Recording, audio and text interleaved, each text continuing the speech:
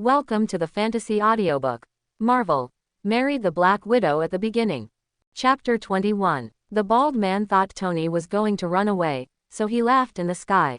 Ha, ha, ha, ha, ha, ha, Tony, you can't run away. As he spoke, the bald mecha emitted thick black smoke and chased after Tony. The thick smoke formed a smoke column behind him, which was clearly visible under the city lights. This pollution is too serious, you don't care, Tianchi said to Coulson. Coulson was speechless. Who is in the mood to care about pollution at this time? This is not our responsibility. Tony flew higher and higher, and his power was almost exhausted, but there was no way out at this time. If he couldn't hold on until the stupid mecha with the big bald head froze, he would be intercepted in midair. Thinking of this, Tony glanced at the ground and thought, I don't know if Tang, a monster, can jump so high. I'm afraid he can't, otherwise, just ask him to save him. Unknowingly, Tony has become dependent on Apocalypse, but this feeling is so subtle that even he is not aware of it. But Tianchi on the ground received a system prompt. Ding! Iron Man's trust level increases and his luck is shared by 60%. Fortunately, God fulfilled his wish. At an altitude meters, the big bald mecha finally froze and looked exactly like Tony's previous suit. It lost power and fell straight down. Finally it hit near Stark Tower. Tony had no time to be happy. At this time, the suit ran out of power, so he had to activate the backup power, use intermittent reverse jets, and barely land safely in the Stark Tower. Unexpectedly, as soon as he landed, he was attacked from behind by a big bald mecha and hugged him directly. The big bald head took advantage of the power advantage of the big mecha and tried to strangle Iron Man to death. Tony hurriedly launched decoy bombs, which were originally used to interfere with missile locking, but were now used as flash bombs. But it works. The dazzling red flash bombs flew all over the sky, and the bald head was so flashed that he could not open his eyes. As soon as his hand was released, Tony escaped. In the original plot, Tony lured the bald man to the top floor of the Stark Tower and asked Pepper to overload the large arc reactor downstairs and send out a laser that shot into the sky to kill the bald man. But at this time, Pepper has gone far under the escort of Coulson, so naturally it will not develop in the direction of the original plot. At this time, Tony had never thought about this plan. Don, my good friend, why don't you come over and help me? Even though Tony was at a disadvantage, he couldn't hide his playboy character. Even when he asked for help, he was different. Tianchi smiled and said, I have a plan. You lead him to the top floor, I overload the arc reactor, and use the energy generated by the overload to kill him. How about it? Tony was speechless. You are so powerful, why do you want to destroy my company's equipment? The arc reactor also costs a lot of money. By the way, after I rescued you from the desert, you haven't paid the takeout bill yet. Okay, help me finish it. It's up to you how you want to tie it. Seeing that the bald man was targeting him again, Tony could no longer remain calm and hurriedly asked for help. All right. Looking at the two steel monsters on the top floor, Apocalypse slightly bent his legs and ejected with a bang. Bald guy, let that man go. Boom. The bald mecha was kicked away by Apocalypse. Seeing a powerful enemy, the bald man was not worried and said with a smile, ha, ha, ha, ha, good time, try my new weapon. As he spoke, 8 weapon systems stretched out from the mecha's shoulders, hands, waist, and legs, including small missiles, Gatling barrels, and laser tubes. Whoosh, whoosh, whoosh, click, click, click. In an instant, countless firepower exploded on Tianchi and exploded into a huge fireball. As the firepower continued to be output, the fireball became larger and larger. Tony was frightened as he watched. With such fierce firepower, even if he was wearing armor, he would probably be shocked to death. Will Tang be okay? At this time, the fireball moved. Apocalypse endured the bombardment with steady steps. He walked up to the big bald head step by step and saw the horrified expression on the big bald head. This one. As he spoke, he grabbed a mechanical arm with one hand, and with a click, the mechanical arm was pulled off at the same time as his shoulders. Ah! The big bald head screamed in pain, and his arms were torn off along with the mechanical arm. Apocalypse was unmoved. He pushed forward with both hands and took off the bald man's breastplate. With another pat, the helmet flew away. For his own selfish gain, the bald man sold weapons to violent elements, causing countless deaths and injuries to innocent civilians. He even leaked the information and secretly arranged Tony's kidnapping. This punishment is considered light. I'll leave the rest to you. Tianchi said, looking back, you have to make clothes for me. Not only do you have to be handsome, but you also have to be able to withstand the bombardment of bullets and missiles. Looking at myself in tattered clothes, I feel really unattractive. I can't just dress up like a beggar every time I fight. Tony smiled bitterly. Even my steel suit may not be able to withstand it. Where can I find such powerful materials? Apocalypse patted Tony on the shoulder and said, you are a genius, you always have a way. At this time, sirens blared outside and countless American police officers arrived. Lieutenant Colonel Rhodes can control the military, but he cannot control the police. Apocalypse has no interest in the remaining hands.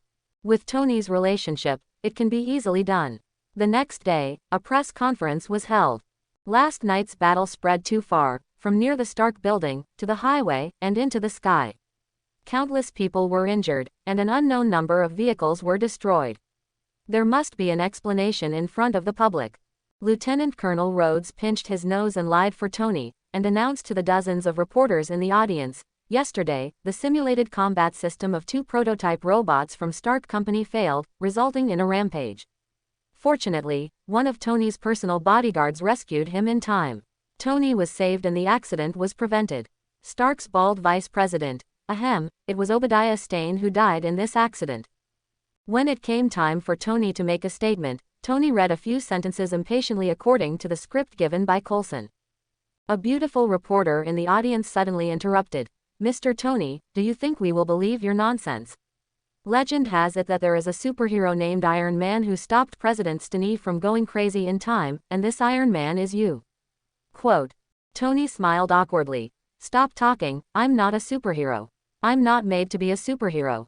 Really? The beautiful reporter looked provocative, with a playful smile on her lips. This beautiful reporter had a one-night stand with Tony. When she woke up at Tony's house, Pepper gave her a change of clothes and arranged a car to leave. Both of them are well versed in the rules of the adult world. Women don't pester others, and men don't linger. However, there is always a trace of affection. Being so provoked by his one-night stand beauty, Tony's playboy genes could no longer be suppressed. His brain twitched and he said, that's right. I am Iron Man. There was a sensation in the audience. At this point, the superhero who opened the Marvel Universe, saved countless lives and fought against supervillains in the future, Iron Man, was officially born. At the same time, it also means that the supervillain is coming. Apocalypse browsed through a few of the breaking news about Iron Man. As expected, character determines behavior, and Tony still revealed his identity. This does fit in with his pushy playboy side. Apocalypse did not deliberately hide his existence, Fury did all this for him.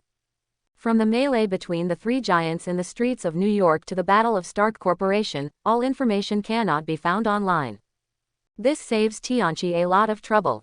The more low-key you are now, the more time you have for your own growth. From getting 3 times the power of the Hulk to now, Apocalypse's fighting skills have improved a lot, but his fundamental strength has not changed substantially. This kind of power obtained by force does not seem to be able to become stronger through cultivation. It is fundamentally different from the fact that the Hulk becomes stronger as he gets angrier. In the comic book world, the Hulk can grow into the Planet Hulk, and if Apocalypse has no other encounters, his strength will always be locked at 3 times the strength of the Hulk. It is not enough to face various super bosses in the future. But Tianchi has no choice but to practice some combat skills on a daily basis. After Iron Man announced that he was Iron Man, he received a lot of attention, but also caused trouble. The most immediate trouble is that Stark's arch-rival, Hammer Industries, has begun to accuse Iron Man of endangering national security and wants to force him to hand over the technology of the Iron Suit. Iron Man Tony was invited to debate in Congress. He was as unruly as ever. The wonderful debate received bursts of applause, which made the CEO of Hammer Industries and the fat politician very unhappy, but they couldn't do anything to Iron Man. They were facing a rich and powerful super genius, and their financial power was not as good as Iron Man's. This time, They wanted to use the public attention caused by the news incident to force Iron Man to hand over the technology of the iron suit. However, they did not expect that the attempt was in vain. No one at the scene stood on their side. In the end, Iron Man ended the whole debate with a very pretentious sentence: "I successfully monopolized world peace." Pa pa pa pa pa pa pa. Amid applause, Iron Man left gracefully. At this time, his every move was watched by a strong man far away in Siberia. The strong man was wearing a white vest, holding a toothpick in his mouth, staring fiercely at Iron Man on the TV. The table was covered with drawings, which were obviously the miniature arc reactor designed by Iron Man. On the other side, Iron Man started drinking green plant juice every day.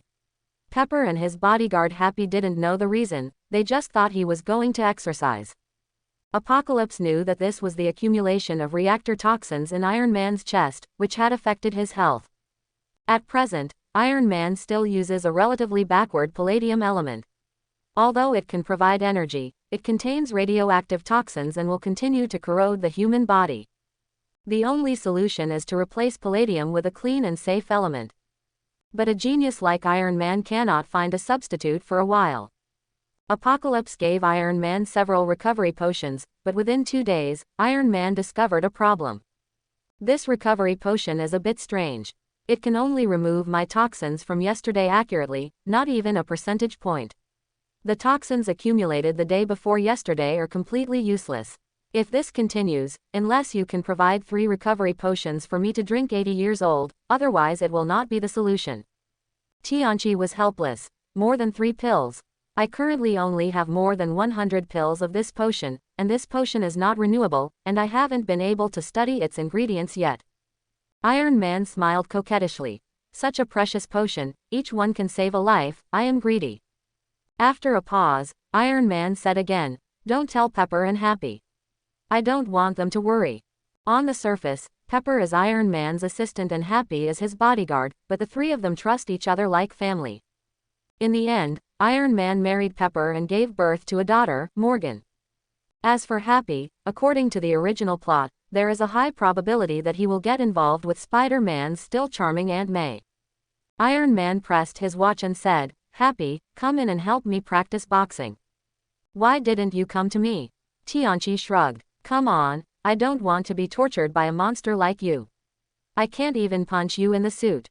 After a while, Happy in a suit walked in. He looked over with some strangeness. He only knew that Apocalypse was Iron Man's distinguished guest and had helped Iron Man escape from the 10 Commandments gang in the Middle East, but he knew nothing about this guest's details. On the one hand, there was Apocalypse's instruction not to expose his identity and strength, and Iron Man and Pepper naturally took this to heart. Happy, on the other hand, is a talker. If he knew Apocalypse's identity and strength, he would have leaked it by bragging about it while drinking. You know, as a person close to Iron Man, countless intelligence agencies and gossip tabloids are staring at him, trying to get first-hand information. Happy put on loose training clothes and practiced with Iron Man on the stage for a while. Soon, Tony was out of breath from exhaustion. Happy, on the other hand, looks fat but has a long breath, so he obviously has real skills. "Tony," Happy said, "how about you take a break and Tang and I can practice some skills?" After hearing this, Iron Man quickly said, "You must not provoke him. I'm afraid he won't be able to control his strength and will pin you to death with one finger." Unexpectedly, these words of concern immediately aroused Happy's competitive spirit. Iron Man couldn't hold him back and had to fight a few moves. Happy challenged Tianchi. "Mr. Tang, are you not afraid?" Tianchi smiled. "Okay, anyway, I want to find a weak person to practice my skills with, so that I can control my strength, and then I can force myself to take action and accidentally kill the person." Iron Man said verbosely on the side, "Don, you must be gentle. Happy is my good friend. Don't let him get hurt too seriously." Happy's face suddenly turned red, and he felt that his self-esteem had been hurt 10,000 times. Was he already so useless in the eyes of the boss? I secretly made up my mind to go all out and give this oriental guest some color CC. Tianchi didn't even change his clothes, he jumped onto the ring and did a Tai Chi stance. Tai Chi uses softness to control hardness. If you don't want to actively hurt others, this boxing method is just right. Although Tianchi only had a superficial understanding of this boxing technique, he was unable to withstand the huge strength of his body. With strength and skill, he was able to figure out many key points. Happy was in a standard sparring posture, with his legs constantly jumping and changing his body shape to prevent the opponent from locking himself. He suddenly rushed forward and punched Apocalypse in the face. Unfortunately, in Tianchi's eyes, his movements were as slow as a snail and as weak as the breeze. With a simple move of grabbing the sparrow's tail, he pressed and pulled, and Happy immediately flew into the air and hit the elastic guardrail at the edge of the ring. The elastic belt made a squeaking sound. It was stretched almost to the limit and rebounded hard, pushing the 200-kilogram Happy to the opposite guardrail belt. Finally, he bounced again and fell in the middle of the ring. He couldn't stand up for a while. With just one move, Happy was defeated like a balloon with no dignity. Happy refused to accept it and lay on the ground and said, "I was careless. I didn't stand firm just now. Wait for me to rest before fighting again." At this moment, Pepper walked in on high heels, followed by a slim-figured woman wearing business attire, a white shirt, and black suit pants. "Tony, this is Rashman Natasha, the assistant in the legal department. There are some documents that need your signature." The person coming is none other than Black Widow. Looking at Natasha, who was dressed in professional attire, pretty yet serious, Iron Man's eyes suddenly lit up. Compared with the Black Widow, the temperament of the woman he usually hooks up with is completely different. As soon as Black Widow came in, she saw Apocalypse, and a trace of panic flashed in her eyes. She never expected that her husband, whom she had been avoiding everywhere, would meet under such circumstances. In the original plot, after Director Fury saw Tony announced as Iron Man, he sent Black Widow to spy on intelligence to confirm whether Iron Man would pose a threat to the security of the Earth, and to evaluate whether he could join the Avengers. Now, in addition to spying on intelligence, it has another purpose. Based on Director Fury's information, it was impossible not to know that Apocalypse lived here, and sending Black Widow here was obviously to create opportunities for the two of them. Seeing Black Widow pretending not to recognize him, Apocalypse was not anxious, but wanted to see how long she could keep pretending. Tony's Playboy mode quickly started, and he stepped forward and said, "The new assistant in the legal department. Why didn't I know? Come here often when you have time. You are welcome here."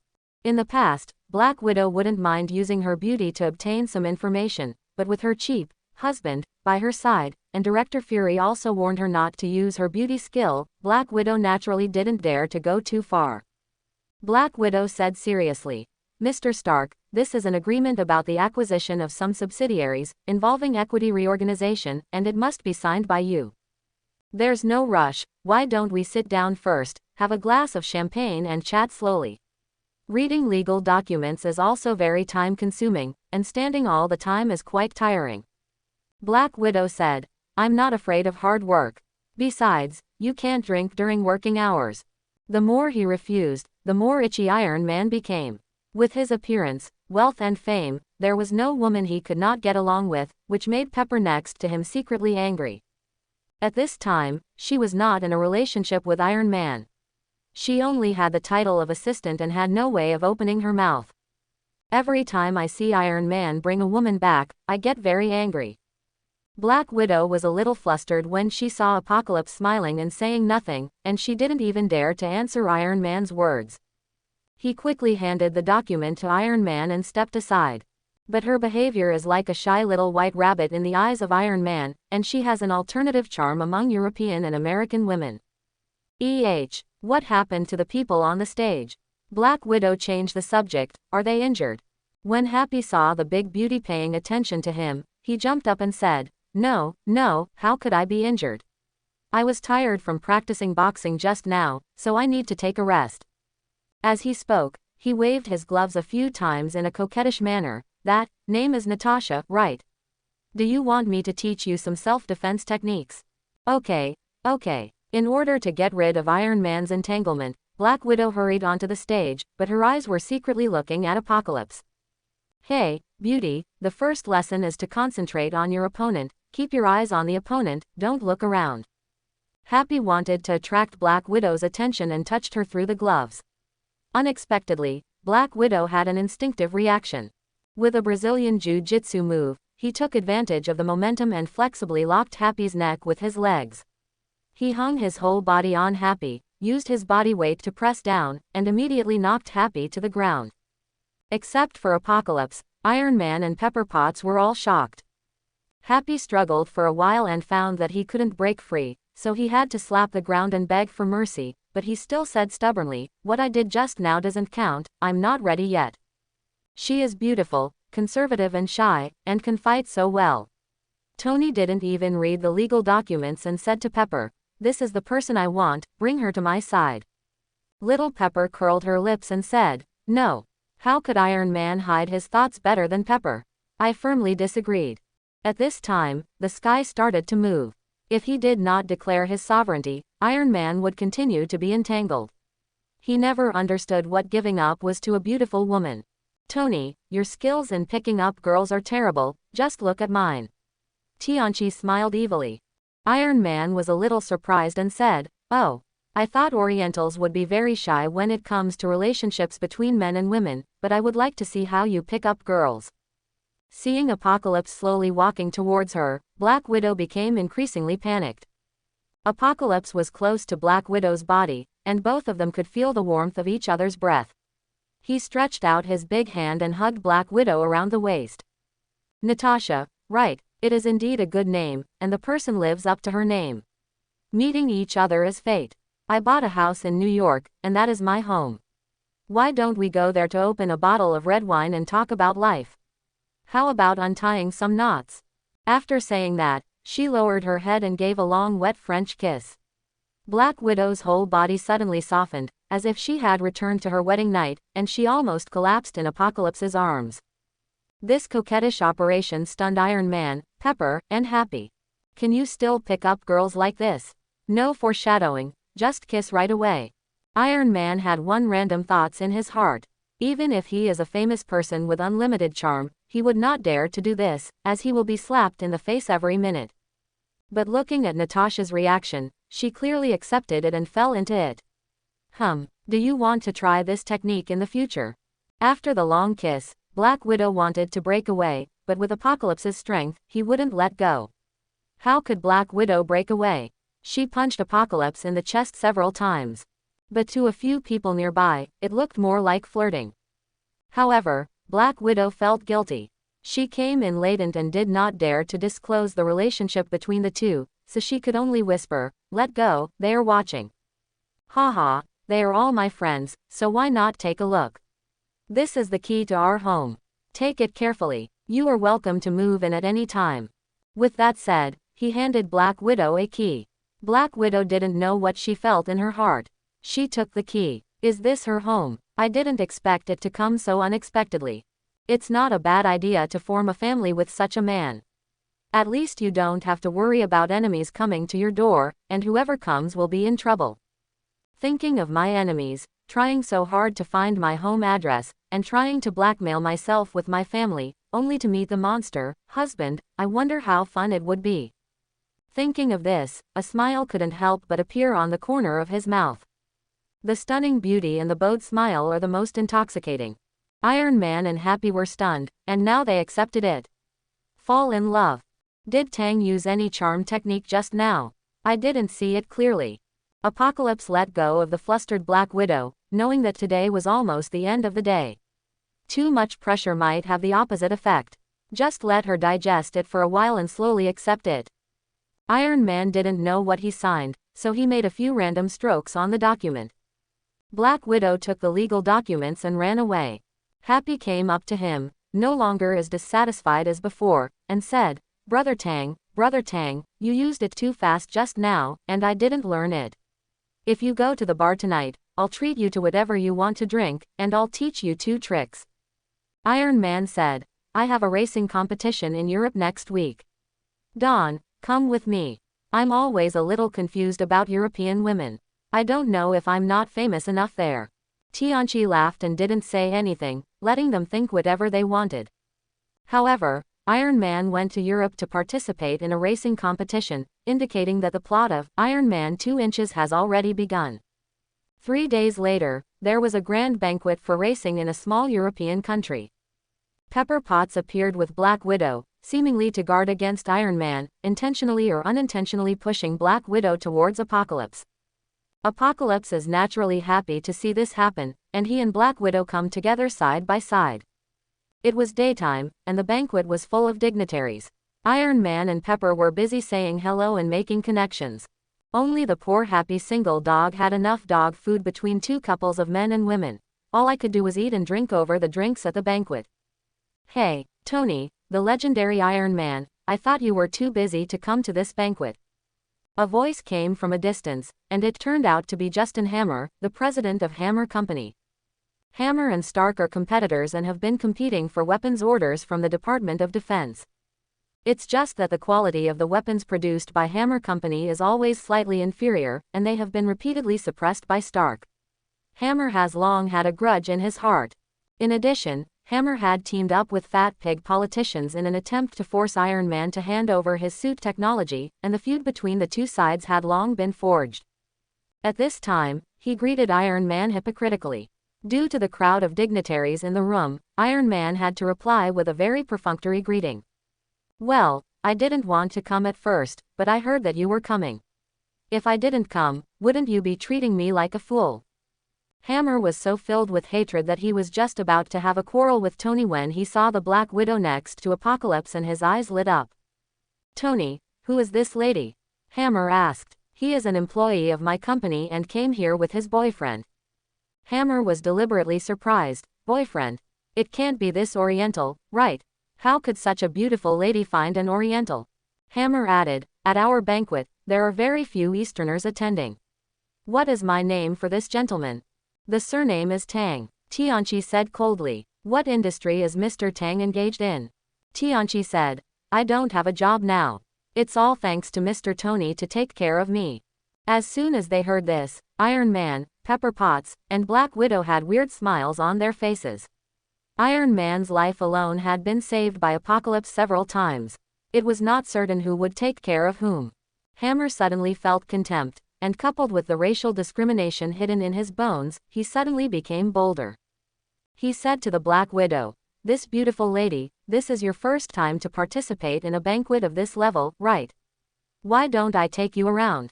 When my Hammer Company's car comes on stage, you will definitely get the third place this time. 1. Black Widow stole a glance at Apocalypse, fearing that Apocalypse would be unhappy, and said, thank you, I came with my friends, so I won't disturb you. Haha, your friend is following Tony. He can't even get into the VIP seats, and it's inconvenient to see anything. I happen to lack a female companion, why don't you follow me to get to know some dignitaries? When the game is over, I will take you there. How about playing some racing? If Apocalypse were an ordinary friend, Iron Man would have already stopped Hammer's rude behavior. After all, when his friend was poached, he was slapped in the face. But it was Apocalypse who was provoked by Hammer. He and Pepper looked at each other, unable to hide the smiles in their eyes, looking at Hammer's misfortune. Hammer must have thought that Tianchi, an Easterner, might have some power, but the sky was high and the Emperor was far away, and when they reached the west, it was their territory. Tianchi took a step forward. Mr. Hammer wants to take away the woman next to me. I wonder if he has asked me. Two big men in suits suddenly stood next to Hammer, confronting Apocalypse. Tony and Pepper looked like they were watching a good show and didn't say anything to stop them. In Hammer's eyes, he took it for granted that the relationship between Apocalypse and Iron Man was average, and it was not worth breaking up with him over him, so he became more and more bold. Is Mr. Hammer preparing to use force? Tianchi said with a smile. With Apocalypse's strength, even if all types of weapons designed by Hammer Industries were used together, they would not be able to hurt Apocalypse at all, let alone the two ordinary bodyguards in front of him. No, no, no, we are in Europe now. The nobles here still inherit the ancient tradition. If we have any differences, they can be resolved through duel. Mr. Tang, my subordinate, can choose any one. Oh, what's the stake? Hammer said. Since it is a racing meeting, I will offer a car worth $800 million. If you win, you can take it. If I win, the lady next to you will accompany me today, how about it? When the dignitaries at the banquet saw the famous Hammer and Iron Man bickering, they immediately gathered around to watch the fun, waiting to see how the Oriental would respond. There is a small trap here. Tianqi may not understand it, but the nobles around who care about face are all well informed. If Apocalypse accepted the challenge, he would be directly at a disadvantage. Hammer bets people with his car, and if Apocalypse accepts it, in today's world where human rights are important, he will definitely be despised, and it will be difficult to integrate into this circle in the future. If you don't accept it, you will have to gamble with something of equal value. Even if he could get it, Tianqi was not fighting Hammer, but his bodyguards. In terms of momentum and status, he was invisibly lowered. However, Hammer's calculation was wrong. In the face of absolute power, all tricks will be shattered. Tianqi said, "My woman will not bet with you. So you have a racing car?" Hammer challenged. At this time, Iron Man interjected, "I will bet with the iron suit for my friend." Hammer, "If you can win, not only will the iron suit be given to you, but also its design drawings and patent ownership will be given to you. From now on, you will be Iron Man." Hiss. Suddenly there was a sound of breathing around. Everyone has seen how powerful the Iron Man suit is. It even went to Congress before. A group of officials wanted to force Tony to hand over the suit, but Tony easily resolved it. They only asked for the production technology of the suit, but unfortunately the war-weary Iron Man refused to do so, let alone the patents and design drawings. With patents and drawings, countless steel suits can be produced, and the arms business can almost be monopolized. It is a huge market worth trillions. No matter how rich the dignitaries around him are, their hearts will inevitably beat faster when faced with such incredible wealth. Hammer was afraid that Iron Man would regret it, so he quickly said loudly, "Keep your word, gentlemen and ladies, you have all heard what Tony said. If he dares to cheat, he will have to bear witness to me when the time comes. I never go back on my words, but you, a racing car, want to change my suit, but I'm afraid it's not enough." This time it was Hammer's turn to be in trouble. For a moment, he really didn't have anything equivalent to the iron suit to compete with. He gritted his teeth and said, "How about I use 20% of the shares of Hammer Company, plus this car? Although these shares are worth a lot of money, they are far from enough compared to the steel suit." Iron Man doesn't care whether the bet is equal or not, he mainly wants to support Apocalypse. So he nodded. "Whatever, looking at how poor you are, you can't give me anything valuable." Hammer was so angry that his face turned red, and it was hard to refute. The people around you are either rich or noble, and everyone has an idea of whether these things are valuable or not. Although Hammer Industries is famous in the world, in front of Stark, it is still a notch behind. HMPH. Tony, you will pay for your arrogance.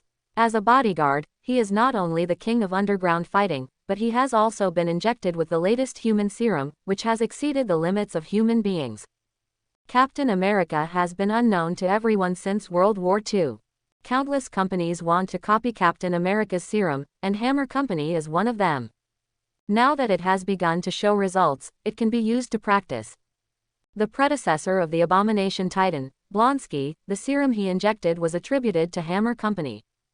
Although it is not as good as Captain America's super serum, it also lays the foundation for Blonsky to prevent him from exploding to death when he is injected with the Hulk's blood later.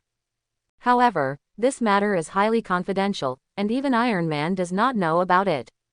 Hammer was secretly happy in his heart. Even if the Eastern man in front of him knew Eastern Kung Fu, he would never be a match for his bodyguard. After he fails, the Western beauties around him will also leave him. Hammer couldn't help but laugh at the thought of being able to wear both a suit and a beauty. It's a pity that Hammer's level is still low and he doesn't have some top secret information. In other words, Fury kept the information about Apocalypse too well. If he knew that even if the real captain of the United States stood in front of Apocalypse, he would not be able to block Apocalypse's punch, and he probably wouldn't be smiling so happily. Hammer said, "It's inconvenient because there are so many people here. To avoid accidental injury, let's change the location." Tianqi said, "No, just stay here. 2 of your men can come together. Not to mention accidental injuries, even if a wine glass is broken, I lose." Wow. When the surrounding crowd heard this, they immediately started to commotion. Isn't this too crazy? If the other party cheats and just throws the wine glass in his hand to the ground, wouldn't he win? Okay, Okay, okay. This is the first time I have seen such a crazy Oriental. This is what you said. Tony, don't ignore your words then. Hammer followed the words and signaled to the bodyguard that if he couldn't beat him, he would cheat. He didn't believe that his two super bodyguards couldn't even break a wine glass.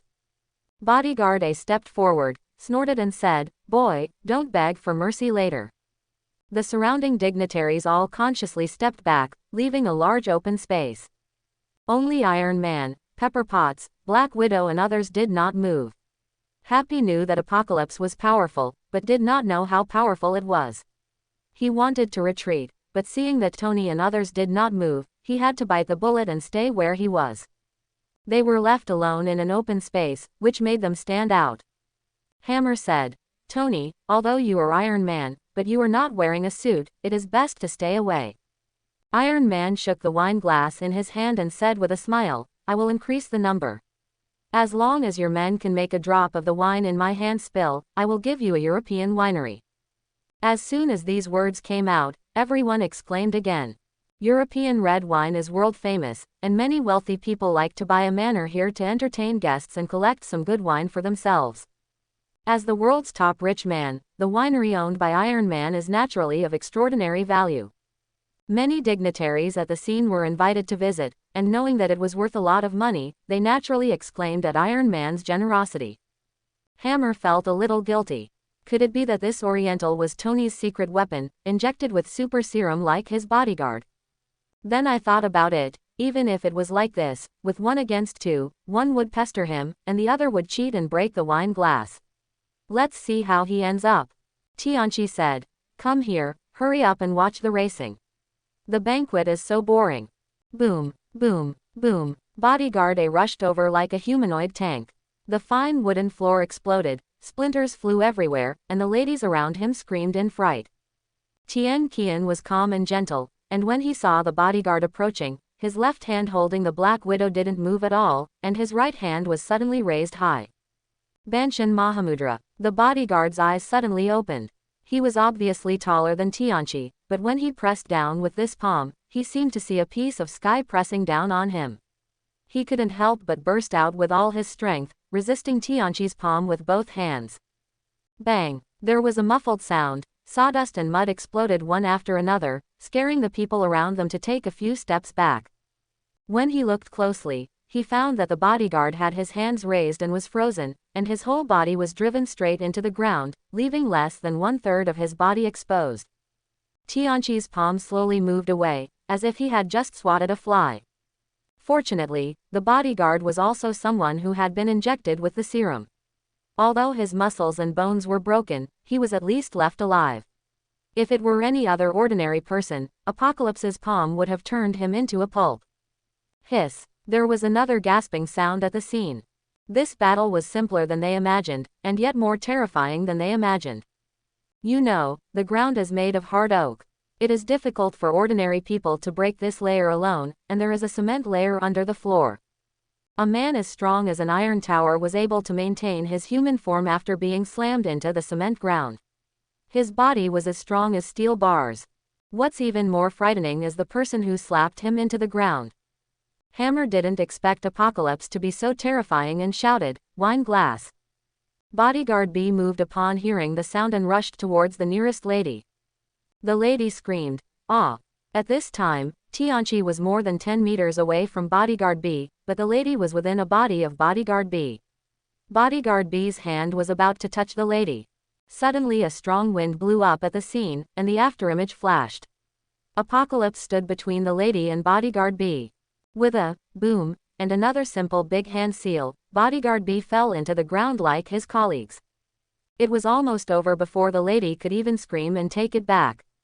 Tianchi gently held the wine glass in the lady's hand and said, "Beautiful lady, please hold your wine glass." The noble lady was in shock. When she saw how powerful Apocalypse was, her eyes could not help but shine, and she said to Apocalypse, "Which Oriental family does Sir come from? Why don't you leave your contact information and I will thank you another day." The Black Widow in the distance was secretly angry, staring closely at the noble lady, already thinking of 1,000 ways to take revenge. Seeing that the duel failed, Hammer was heartbroken and threw the wine glass in his hand to the ground. As soon as he moved his hand, he suddenly froze on the spot, and then shouted, "Ouch, it hurts." Everyone took a look and saw that Hammer's hand was held by another hand at some point, making him unable to move. There was a faint sound of bone cracking. "It's the apocalypse, Mr. Hammer. Cheating is not a gentleman's behavior." Tianqi stared at Hammer and said, "Hurry, let go, my hand is going to break." Tianqi said calmly, "You still have something to say." I lost. Okay." Apocalypse reaches out. Hammer was startled. His small body could not withstand Tianqi's palm, but when he saw that the palm of his hand did not move in front of him, he came to his senses and quickly put a key in Tianqi's hand. After getting the key, Apocalypse slowly turned around and returned to Black Widow. "Natasha, speaking of which, I haven't given you any gifts yet. This time I will borrow flowers to offer to Buddha. Wait and see if you like it." "Okay, my last sports car crashed not long ago, and I'm in need of a more powerful car." Black Widow smiled like a flower. In Apocalypse's memory, Black Widow seemed to have never driven an ordinary car, either a sports car or a super powerful motorcycle. "Anyway, I don't need a car, and I can't jump fast enough, so it's only natural to give it to my wife. As long as you like it." Apocalypse turned to Iron Man and said, "Tony, I'll leave the shares to you." Ha ha ha, with so many noble people witnessing it, I guess he wouldn't dare to deny it. Iron Man laughed. Previously in Congress, Hammer teamed up with Fat Pig officials to force him to hand over his suit. This revenge has not yet been avenged, so Iron Man will naturally not show mercy. Hammer had a sullen face, ignored the bodyguard who was still planted in the ground, covered his hands and turned around to leave. This was a huge disgrace. Not only did he not win the beauty, he also lost a large amount of shares. As soon as Hammer left, the whole hall became lively again. The powerful people came to greet Tony one after another, asking sideways if there was any new progress in the super serum. Can captains of the United States be mass-produced? They thought more that Stark Company had developed the super serum, and that Apocalypse was just a subordinate of Iron Man, so they naturally wanted to find Iron Man. Just like if Hammer wins, the dignitaries will not go to those two bodyguards to chat. Those ladies, on the other hand, unabashedly set their sights on Apocalypse. Handsome and capable Easterners were rare here, and their enthusiasm was even unbearable for Apocalypse. "By the way, don't many ladies come with their husbands? You are handing me a business card and ogling me, what do you mean?" The eyes of the Black Widow next to her were full of murderous intent. If Apocalypse dared to agree to any of them, the noble lady's family would be in trouble. After a round of socializing, Tony and Apocalypse took advantage of the host's announcement that the racing was about to start and hurriedly escaped. Toilet. Iron Man washed his face, sighed, took out a small instrument, pressed it, pricked his finger with a steel needle, and sucked a little blood for analysis. Toxin concentration. 53%. Haven't you thought of a solution yet? Tianqi took out a few recovery potions. Seeing the recovery potion, Iron Man's face improved slightly and said, "No, unless a clean new element is found to replace it, palladium radioactivity will continue to be produced until I use up all the recovery potion." Apocalypse does know where the new element is, and is hesitant to tell Iron Man. After thinking about it, he would eventually find out anyway, so it would be best not to change the plot to avoid another butterfly effect. "I want to get some air. I'll go out and drive to relax later," Iron Man said. Sure enough, Iron Man is still the same Iron Man. In the original plot, Iron Man felt that he didn't have much time, so he grabbed a driver's car and started driving it. Although it is not as urgent as in the original plot, the idea of driving still came up. Tianqi said, "Then be careful. Soon, the game begins." Due to the addition of Iron Man, the host and broadcast station deliberately emphasized and publicized it, attracting the attention of countless people, and the ratings and popularity were higher than in previous years. The roar of the engine resounded throughout the arena. Dozens of F1 racing cars were spinning in circles like the wind. Tianqi took a look at Iron Man's results and found that they were actually pretty good, finishing in 8th place. This was already considered very impressive among world-class drivers. Of course, this is only the early stage. Not only do racers have to be very skilled, but they also have very high endurance requirements. After several hours of non-stop rallying, the competition in the end is about physical strength and patience. With Iron Man's current physical condition, it is obviously impossible to complete the entire race. After just a dozen laps, a long-haired man wearing a yellow protective suit slowly crossed the guardrail and walked into the racing track. "Ah, someone, be careful!" someone screamed. The cars on the driveway were often moving at hundreds of hours per hour, and they would be injured or killed if they were hit by each other. This behavior of a strong man was no different from committing suicide. The first car discovered, in order to avoid the strong man, forcibly twisted the steering wheel, lost control of the car, and hit the guardrail next to it. Boom! With a sound, the fuel tank caught fire and exploded. The unshaven burly man who broke in was none other than Ivan Vanko from Siberia. The plot of Iron Man 2 Inches has begun. According to the original plot, he followed his father's last wish and came to settle accounts with Iron Man. Ivan is very smart and very particular about where he goes on the track. This is a straight road. The racing driver can see him from a distance and has enough time to avoid him. As long as he is a normal person, he will definitely turn the steering wheel and slow down, and it is unlikely that he will hit him directly. Fire slowly emerged from Ivan's body, and several fire snakes burned through the yellow protective clothing on his body, and the clothes turned into strips of cloth and fell off. With a flick of his hands, 2 electric whips were thrown out from the exoskeleton device. Ivan does not have the resources of Iron Man, but he has the same genius mind. Not only did he make the same miniature arc reactor as Iron Man, but he also used a few materials to make an exoskeleton and an electric whip, which not only have a certain degree of protection and maximize your attack power. Ivan looked at a car that was rushing towards him and said contemptuously, "I said, stop." Bah! A flash of fire flashed, a high-energy electric whip was swung out, the entire front of the F1 car was cut off, the car lost control, rolled and hit the guardrail next to it. With a boom, a fireball exploded. Spectators who were closer started screaming and running away. A real man never looks at the explosion behind him. Ivan kept his eyes fixed on the front. Iron Man's car is here. Iron Man hadn't reacted in just 10 seconds since Ivan stepped off the track. By the time he hit the brakes, it was already too late. Ivan waved at Iron Man, and the electric whip passed by. The car was neatly cut in half from the front to the rear, and Iron Man jumped out of the car in an emergency. Fortunately, the speed had already been reduced at this time, otherwise this jump might have cost his life. The cars behind them all slowed down. Otherwise, Iron Man would not be killed by Ivan's electric whip, but he would also be hit by a car from behind. Ivan was in hot pursuit, and Iron Man had to use the wreckage of the car to escape. Ha ha ha ha ha ha, Tony Stark, aren't you Iron Man? Why are you acting like a turtle? Come on, fight me. Pepper and Happy stood up nervously at the VIP table. Pepper said, "Happy, give Don the red suitcase." The red suitcase that Happy has been carrying has a chain disguised as a glove locked on his wrist. He thrust it into Tianqi's arms and said, "This is the suit, give it to Tony quickly." Tianqi is speechless. Are Happy and Pepper so lazy now? In the original plot, they ignored the danger, drove away Ivan, handed over the suit to Iron Man in time, and finally subdued Ivan.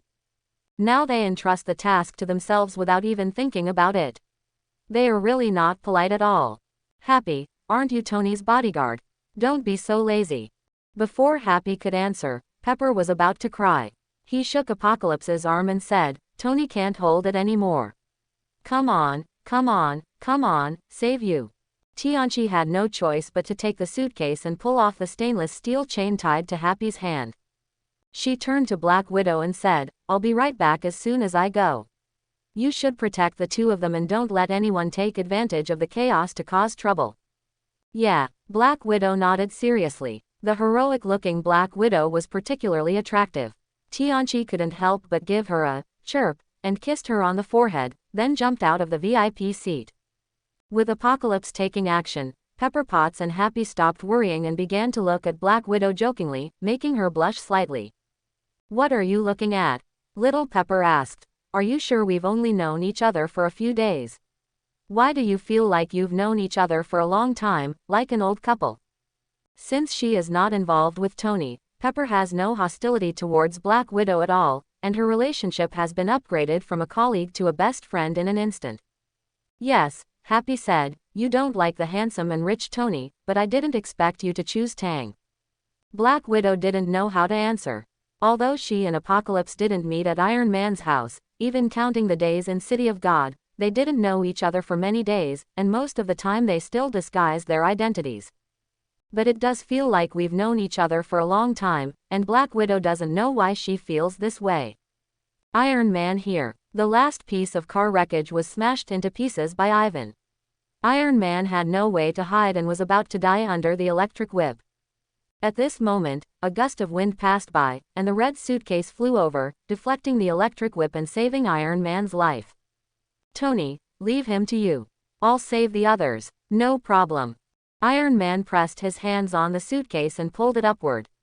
Suddenly, the red suitcase opened up layer by layer and turned into a set of gold and red suits, attached to Iron Man's body. This is Iron Man. With the blessing of the suit, Iron Man can finally fight back. Surrounded by a dense crowd, Iron Man did not dare to use bullets and micro-missiles. If they missed the target, it would be easy to accidentally injure him, so he moved forward to fight with Ivan. Unexpectedly, Ivan's exoskeleton looks simple, but in fact it has high combat power. For a moment, lightning flashed, and the two fought back and forth. The electric whip hit the steel suit, leaving scars like electric welding, but it never broke through the suit's protection. Not only did the people in the audience not evacuate, but they watched with great interest, cheering loudly from time to time, which made Apocalypse frown and secretly complain. Is this the difference in culture and the reason why there are so few foreigners? Seeing that he could not attack for a long time, Ivan was secretly anxious. He spotted an opportunity and two electric whips were tightly wrapped around Iron Man's neck. The strong electric field sizzled and corroded the armor. Iron Man struggled for a moment, but found that he couldn't break free, and was secretly shocked. The power of this electric whip was seen by all just now. With one whip, it can cut a racing car in half.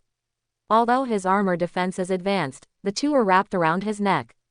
If he can't break free, it will be difficult to say if it takes a long time. The armor at the neck is the weakest point of the suit. If it is penetrated by erosion, it will be cut off immediately. Since you can't break free, you might as well hunt and kill them directly. Iron Man's hands were wrapped with electric whips, and he twisted them step by step. His suit splashed with countless sparks, and he approached Ivan. Happy, Black Widow and Pepper here. Little Pepper said anxiously. Why didn't Don help Tony? I'm afraid Tony couldn't withstand it. With his strength, he knocked the evil man down with one punch.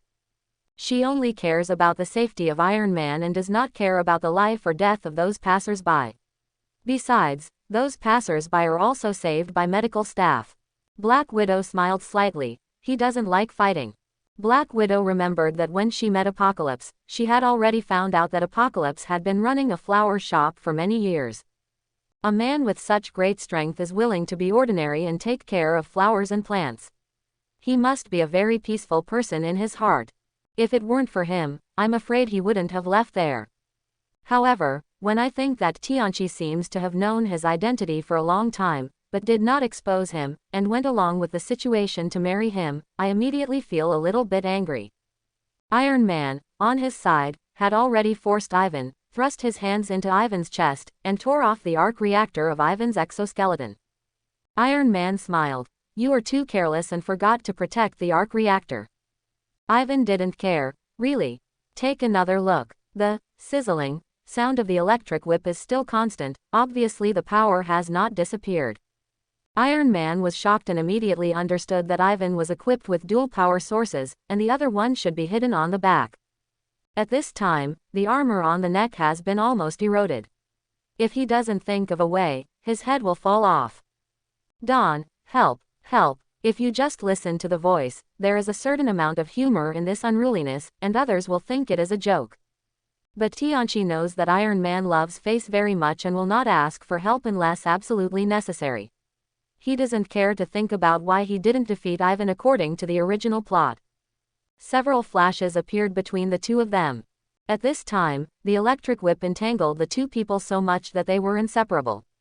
Apocalypse grabbed the electric whip with both hands, and there was a sudden, sizzling sound and black smoke rising. Iron Man could even smell the smell of burning meat through his mask. How is that possible? Ivan couldn't believe it. How could a flesh and blood body directly grasp the electric whip? Apocalypse exerted force in the direction of Ivan with both hands, and pulled hard, and the two electric whips were torn off. Iron Man breathed a sigh of relief and escaped the crisis of beheading. Without the electric whip, Ivan was just a toothless tiger. Iron Man quickly suppressed him, pressed him to the ground, and dug out the arc reactor behind him. As for Ivan, it was a complete failure. Iron Man! Iron Man! Iron Man! The audience who did not know the truth cheered. They only saw Iron Man completing the final kill, but ignored Apocalypse's help at the critical moment. Originally I just came to watch the racing, but I didn't expect to not only see the famous Iron Man driving the car himself, but also stage such a wonderful battle, which was well worth the price of admission. Tianchi is very speechless about Westerners' ideas. He really doesn't care about the excitement and is not afraid of danger. No wonder there are always passers-by watching in the subsequent Super Wars, and superheroes always have endless numbers of passers-by to save. Soon, Ivan was dragged away by security personnel. Ivan shouted to Iron Man from a distance, "Tony, what you and your son owe me, I will definitely get it back, ha ha ha ha ha ha ha ha." Iron Man was confused. This man seemed to be here for revenge, but he had never offended such an enemy. Could it be the grudges of his father's generation? Iron Man was deeply moved when he saw the bone-deep scars on Apocalypse's hands. "Thank you, Don, for saving my life again. You're welcome. Even if I don't save you this time, you will find a way. Don, there is no need to be modest. I will always remember your help." With the sound of ding in his mind, Iron Man's trust increased by another 2 percentage points. He thought Apocalypse was being modest, but Apocalypse didn't receive a prompt from the system to save people, so he could be sure that Iron Man would not be in crisis this time. He just interfered and unintentionally took the credit from Iron Man. Looking at his hands, he saw that the electric whip was really powerful, but after just a few seconds of contact, his hands were almost severed. Fortunately, the Hulk's blood was not given in vain, and he was slowly recovering at this time. Back to the VIP seat. Black Widow and Pepper Potts ran to their men and expressed their condolences. Happy was left alone, looking left and right. It was not suitable for hugging anywhere at this time, so he had to stand aside with his suit box.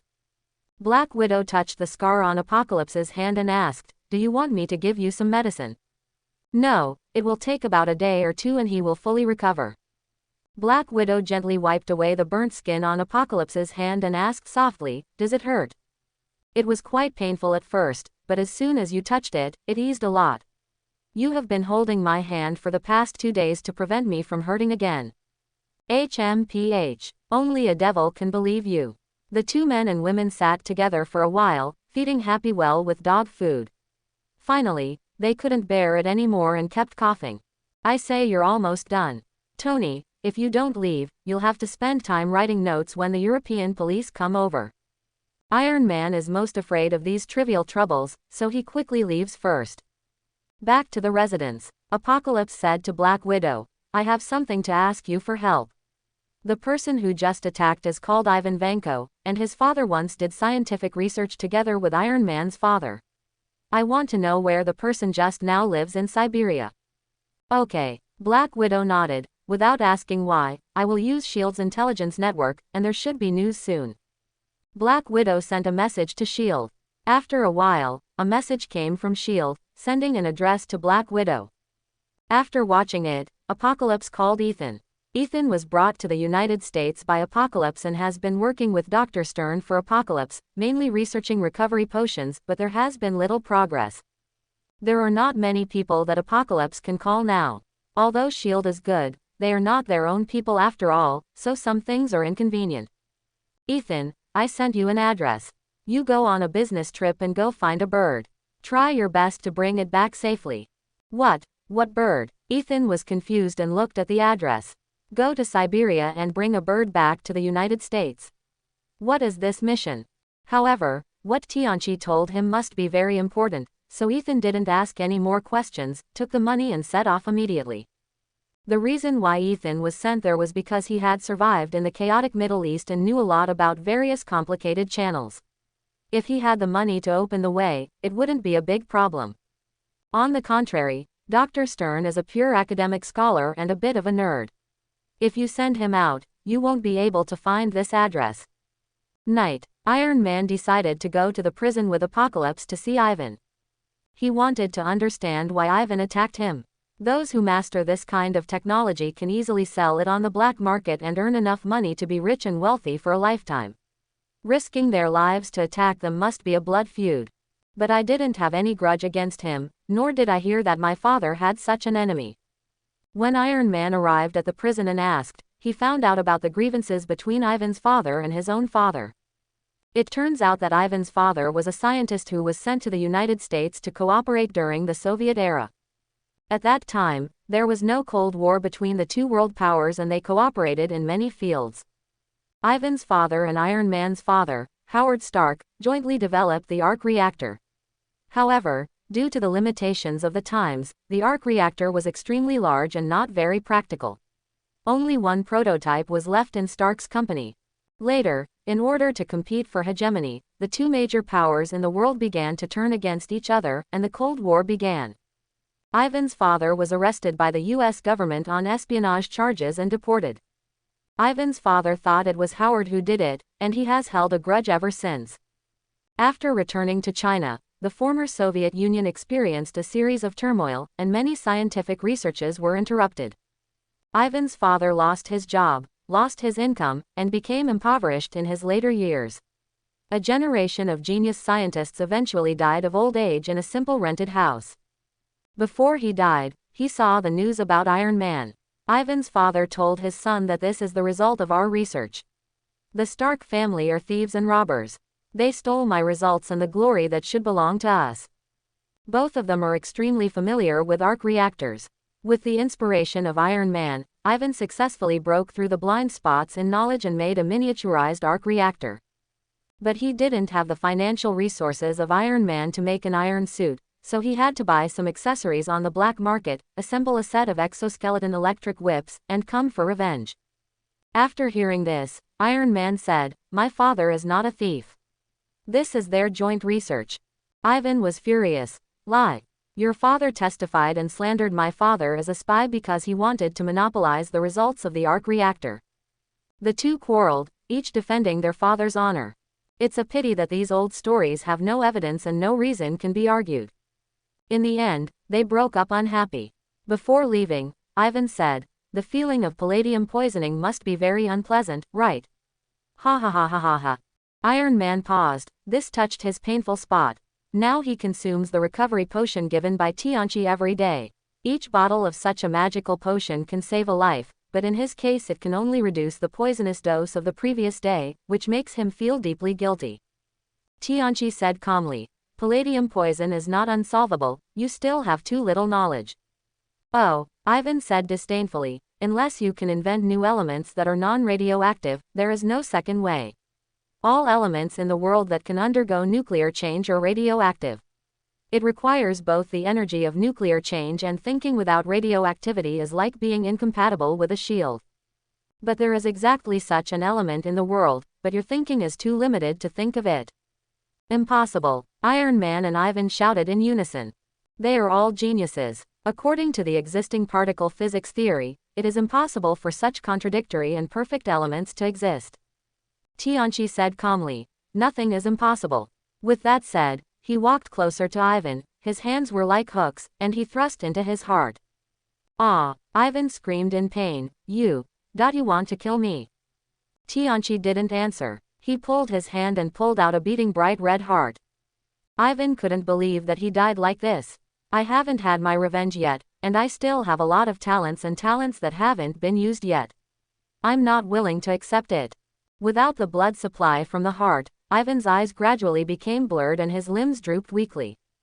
Tianchi took out a bottle of recovery potion from the storage compartment, opened his mouth, and drank it directly. As soon as he entered the mouth, Ivan's body glowed with bursts of green light, especially his injured heart. Under the nourishment of green light, the heart grew back at a speed visible to the naked eye, and even the color was the same as the surrounding ones. Ivan groped his chest in disbelief. If Tianchi hadn't been holding a heart in his hand at this moment, he would have thought it was an illusion. Bah! Apocalypse threw his heart in front of Ivan, and it was even beating. Ivan, it's not an exaggeration to say that you are a frog in the well. The world you see in your eyes is too small. No matter how shocked Ivan was, Apocalypse turned around and left with a cool figure. The confused Iron Man left together. He knew about the recovery potion, but Apocalypse, a new element, swore that it existed. No matter how he looked at it, he didn't look like a genius scientist who was smarter than himself. Tang, is there really a new element? Where is it? It's not there now. Wouldn't it be there if you researched it? Ah, don't be kidding, Tang.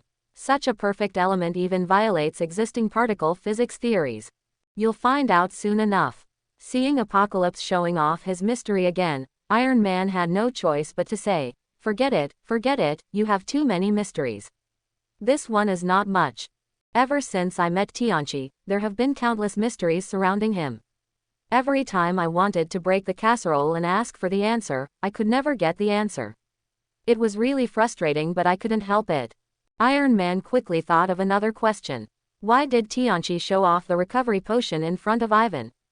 With Iron Man's IQ, after careful consideration, he quickly realized Apocalypse's intentions and asked, do you want to recruit him?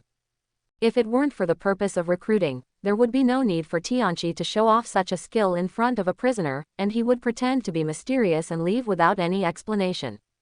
Yes, he is a genius and we will need him in the future. Aren't you afraid that he will continue to use high technology to do evil? The evil he has done is nothing compared to the crisis in the future. Iron Man asked again, then why not recruit directly? I can say hello to my acquaintances in Europe and hand it over to the United States. The time has not come. Iron Man was helpless and shrugged. Tang, you know a lot of things, but you refuse to tell them. At first, I thought you were attracted by my beauty. Roll. Apocalypse didn't recruit him on the spot, firstly because Ivan hadn't gotten the bird yet, secondly, Ivan couldn't let go of Hammer's desire to build a mecha to fulfill his revenge without his help. Although he failed to kill Iron Man in the original plot, at least the resentment in his heart will be vented after such a struggle. After all, the grudge between his father and Iron Man's father was only about work, not the murder of his father, and it could still be resolved. Sure enough, not long after Apocalypse and Iron Man left, Hammer came to the door. Ivan's skills on the racing circuit were an eye-opener for him. Soon, he found out that it had the same source as the power of the Iron Man suit. As long as he got Ivan, he was equivalent to getting the core of the Iron Man suit. Losing 20% of the shares is nothing. As long as we get this core power source, I, Hammer, can build a larger weapons empire. Tony doesn't produce suits, I won't be such a hypocrite. With Hammer's energy, it's not a big problem to mention an unimportant prisoner. Use government connections to transfer the attackers to the United States for trial on the grounds that the attackers are Americans. How could a small European country have the guts to resist the demands of the United States, let alone a prisoner, so they would naturally surrender with both hands? But Ivan is not stupid. He knows that Hammer is just using him, and all the promises are just a mirror and there is no guarantee at all. Therefore, he secretly researched in Hammer Company, while secretly leaving many backups in the mechanical armor. Poor Hammer thought he was a chess player and controlled everything, but he didn't know that he was a stepping stone in the struggle between Ivan and Iron Man. As the days went by, the palladium toxin accumulated in Iron Man's body. In order to reduce the consumption of recovery medicine, he could only take it once every few days to delay the poisoning time. Unless the heart stops beating, the palladium toxin will continue to be produced. Iron Man became more and more anxious and began to frequent various drinking parties. Little Pepper, who didn't know the reason, was very dissatisfied with Iron Man's dissolute behavior, but for a while he didn't know how to persuade him. Don, will I die? My toxin concentration has reached 90%. Tianchi said calmly. If you don't find a solution, you will. My recovery potion has also been used up. From now on, I will no longer be able to provide it to you. Iron Man felt sad and asked Black Widow, suppose this was your last birthday, what would you do? Black Widow, I'll spend it with my husband. Iron Man asked strangely, are you two married? Why didn't I know, Tang, that getting married secretly is not what good friends should do? This question made Black Widow feel embarrassed.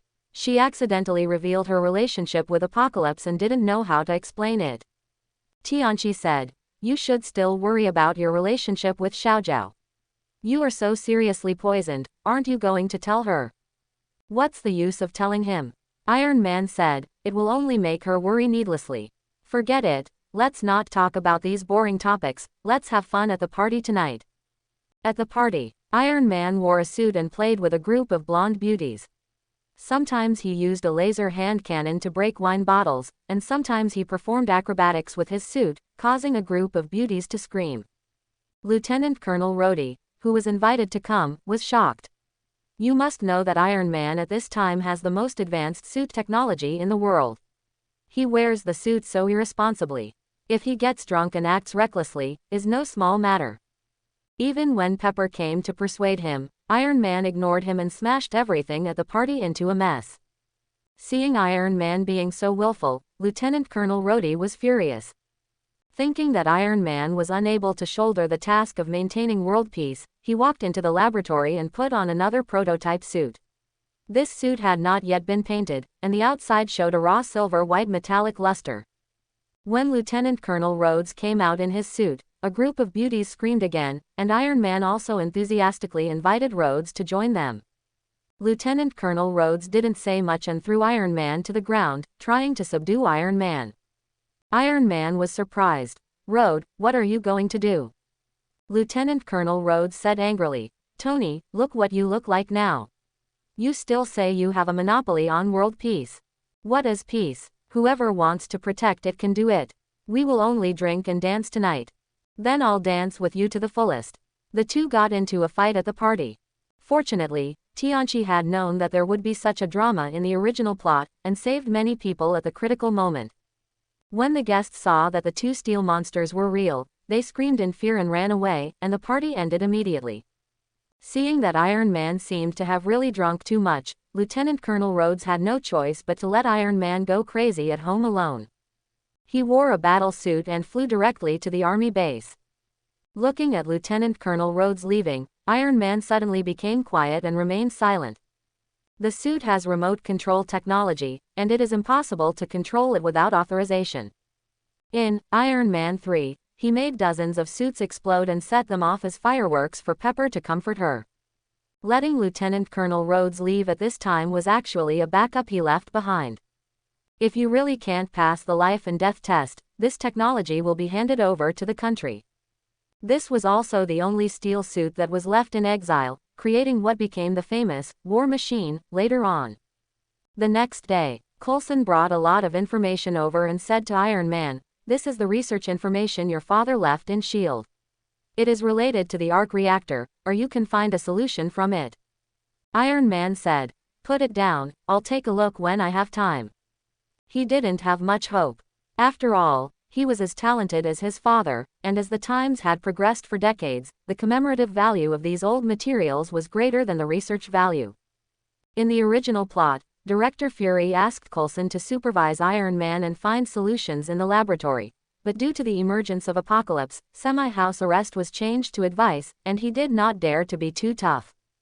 At least, before finding a strong person to compete with Apocalypse, Fury was very aware of the situation and gave Apocalypse enough respect. Coulson turned to Tianqi and said, "Mr. Tang, I have to go on a business trip, and I will leave Tony to you. His talent is very useful to mankind, please find a way to help him get through this difficult time." "Of course," Tianqi said, "it's just that my recovery potion has been basically used up and I need to find another way. By the way, are you going to New Black West Prefecture?" "How do you know?" Coulson asked in surprise. "This matter is confidential, and even Black Widow did not notify it. I also know that the matter is related to a hammer.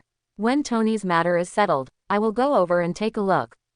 Coulson said happily. "With Mr. Tang taking action, we can rest assured." The last time Coulson met Apocalypse, he went back and asked Director Fury, and Fury had to show him Apocalypse's information. After all, his subordinates have already interacted with Apocalypse. If he keeps it secret, if his subordinates are ignorant and anger this monster, they don't know how it will end. After reading the information, Coulson took a breath. Last time at Stark Company, I was really ignorant and fearless, and I dared to shoot such a monster-level strongman. Fortunately, Mr. Tang recognized that he was from S.H.I.E.L.D., otherwise it was uncertain whether he would have escaped from Stark Company with his life. After that, he followed up and observed, and found that Mr. Tang in front of him was kind-hearted. He liked to save people at disaster scenes, but he had no interest in fighting. With him here, the threat that the mysterious hammer might bring would be greatly reduced. The hammer Apocalypse is talking about is Thor's hammer. According to the timeline in the original plot, the plot of Thor takes place after Iron Man 2. In order to test Thor, God King Odin threw the hammer to the earth, and then exiled Thor to a small town near the hammer, hoping that he would reflect on his mistakes. The hammer has just been discovered at this time, and Thor has not yet landed on the earth. Apocalypse is not in a hurry, and will solve Iron Man's problem first. After Coulson left, Iron Man looked through the information for a day, but made no progress. Dawn, let's go to the company to see Pepper. I have something to tell her, Iron Man said. Tianchi thought to himself, it's finally here. Iron Man drives, and Apocalypse sits comfortably in the passenger seat. Since he gained 3 times the power of the Hulk, he rarely rides in the car. The sports car that I admired very much in my previous life is not the slightest bit heartwarming now. At a roadside fruit stand, Iron Man stopped and bought 2 boxes of strawberries.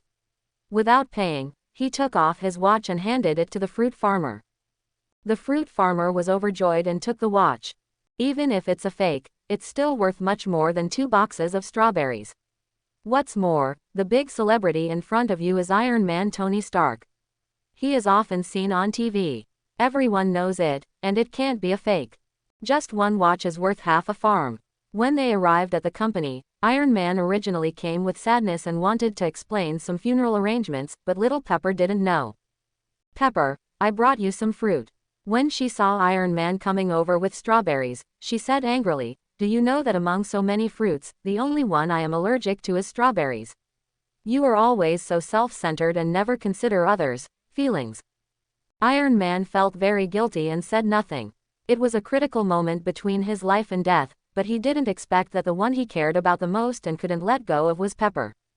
I originally wanted to buy a box of fruit to show my love, but I didn't expect that the person I care about most doesn't even know what she likes to eat. It seems that he really thinks too little about little Pepper. In the original plot, the relationship between the two began to change from Iron Man 2. Tianchi handed over a box of kiwi fruits and said, I ate the strawberries. Tony bought them for you. Really, little Pepper didn't believe it. Look, I've eaten most of the box of strawberries. If Tony bought them for you, would he let me eat them? Tianchi said. Iron Man glanced at Apocalypse strangely. He could not understand Apocalypse more and more. This Oriental man always seemed to help him when he had problems. He even knows what Chili Pepper eats and doesn't eat. Does he know everything? Ding! Iron Man's trust level increased by 75%. Apocalypse didn't expect that his small move to resolve the embarrassment between the two of them would actually gain Iron Man's favor.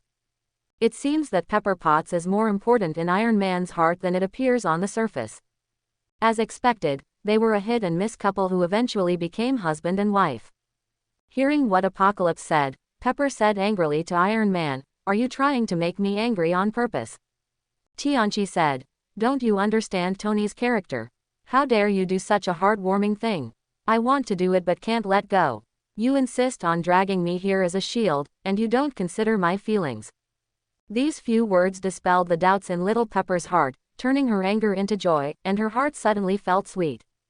The man I have always admired in my heart is finally willing to express his love for him, and his silent dedication and waiting over the years are worthy of it. Iron Man glanced sideways at Apocalypse. Tang is too awesome, no wonder he defeated Rashman Natasha with just a few words last time. Who is the playboy? No, he knows Chili Pepper too well, so we can't let him steal my woman. So, he rudely kicked Apocalypse out and left Chili Pepper alone. Tianchi didn't know what they talked about. After a while, Xiaojiao went to work on company affairs with a red face. Ever since the big bald Stanny was killed, someone had to take care of the company's affairs, but Iron Man almost never came to take care of the company. These specific affairs all fell to Pepper, who was extremely busy. Seeing Pepper's expression as he walked out, Apocalypse knew it and asked, "Tony, you haven't told Pepper the truth yet, have you?" Iron Man sighed. "I don't know how to speak." As a playboy who is used to being a bohemian, Iron Man can no longer express these heavy topics. Tianchi wondered if he should find an opportunity to help them again. In the original plot, Iron Man walked around the office, and finally brought the city model in the corner back to the laboratory, where he discovered a new element. This is the legacy left to him by Iron Man's father. Apocalypse looked at Iron Man sitting listlessly on his office chair, with no intention of flipping through the city model. If I hadn't followed along, I'm afraid this would be another fork in the butterfly effect. Seeing that Iron Man was about to leave, Apocalypse could only remind him, "Why don't you search here to see if you find anything new?" Iron Man said, "All the company's technical information is in my head. What new discoveries can be made here? Is it?" Tianchi had no choice but to pick up the city model. "Tell me, what did you see?" "This was left to me by my father. At that time, he said that the future was in this city. Unfortunately, due to the limitations of the times, he could not realize it. I always thought he was talking about urban architecture." Before he finished speaking, Iron Man immediately noticed something. With Tianchi's prompts and his genius, he immediately felt keenly that the city model in front of him was a bit strange. Immediately, the curtain was completely lifted, and the more he looked at it, the more excited he became. "Don, there is no equipment here, help me take these things back to the lab, I need to study them further." Suddenly, he stopped and looked at Tianchi. "Tang, how did you know? You always knew, right? Why didn't you tell me directly? Do you want me to find out by myself?" Apocalypse smiled and said nothing. No matter how hard Iron Man tried, he couldn't figure it out. Apocalypse had watched his whole life in another world. Iron Man stepped forward and gave Apocalypse a fierce hug. "Tang, if I were 30 years younger, I would definitely believe that you were the angel sent to protect me. Now what? Now I think you're more like a food delivery guy." Roll. Soon, several large pieces of the city model were brought back to the laboratory. Iron Man turned on the holographic image and began to continuously extract key data from the model, removing the noise inside one by one. With Apocalypse's explicit message, Iron Man decoded it faster than in the original plot. Finally, with a wave of his hands, an elemental model that continuously released energy appeared in the holographic image. "Perfect, Don. This element is so perfect, I can't believe it. It cleverly bypasses the contradiction that nuclear elements must be radioactive. It is simply a work of genius. This element is like the sun, releasing infinite energy. Why didn't Dad tell me when he invented such a powerful new element?" "It's precisely because it's so powerful that he doesn't dare to tell you," Tianchi said. When Iron Man's parents died, Iron Man was still underage and only a half-grown boy. It was naturally impossible for Howard Stark to tell his son such important information casually, and he didn't even tell S.H.I.E.L.D. He probably wanted to wait until Iron Man came of age before revealing everything, but unfortunately he encountered an accident.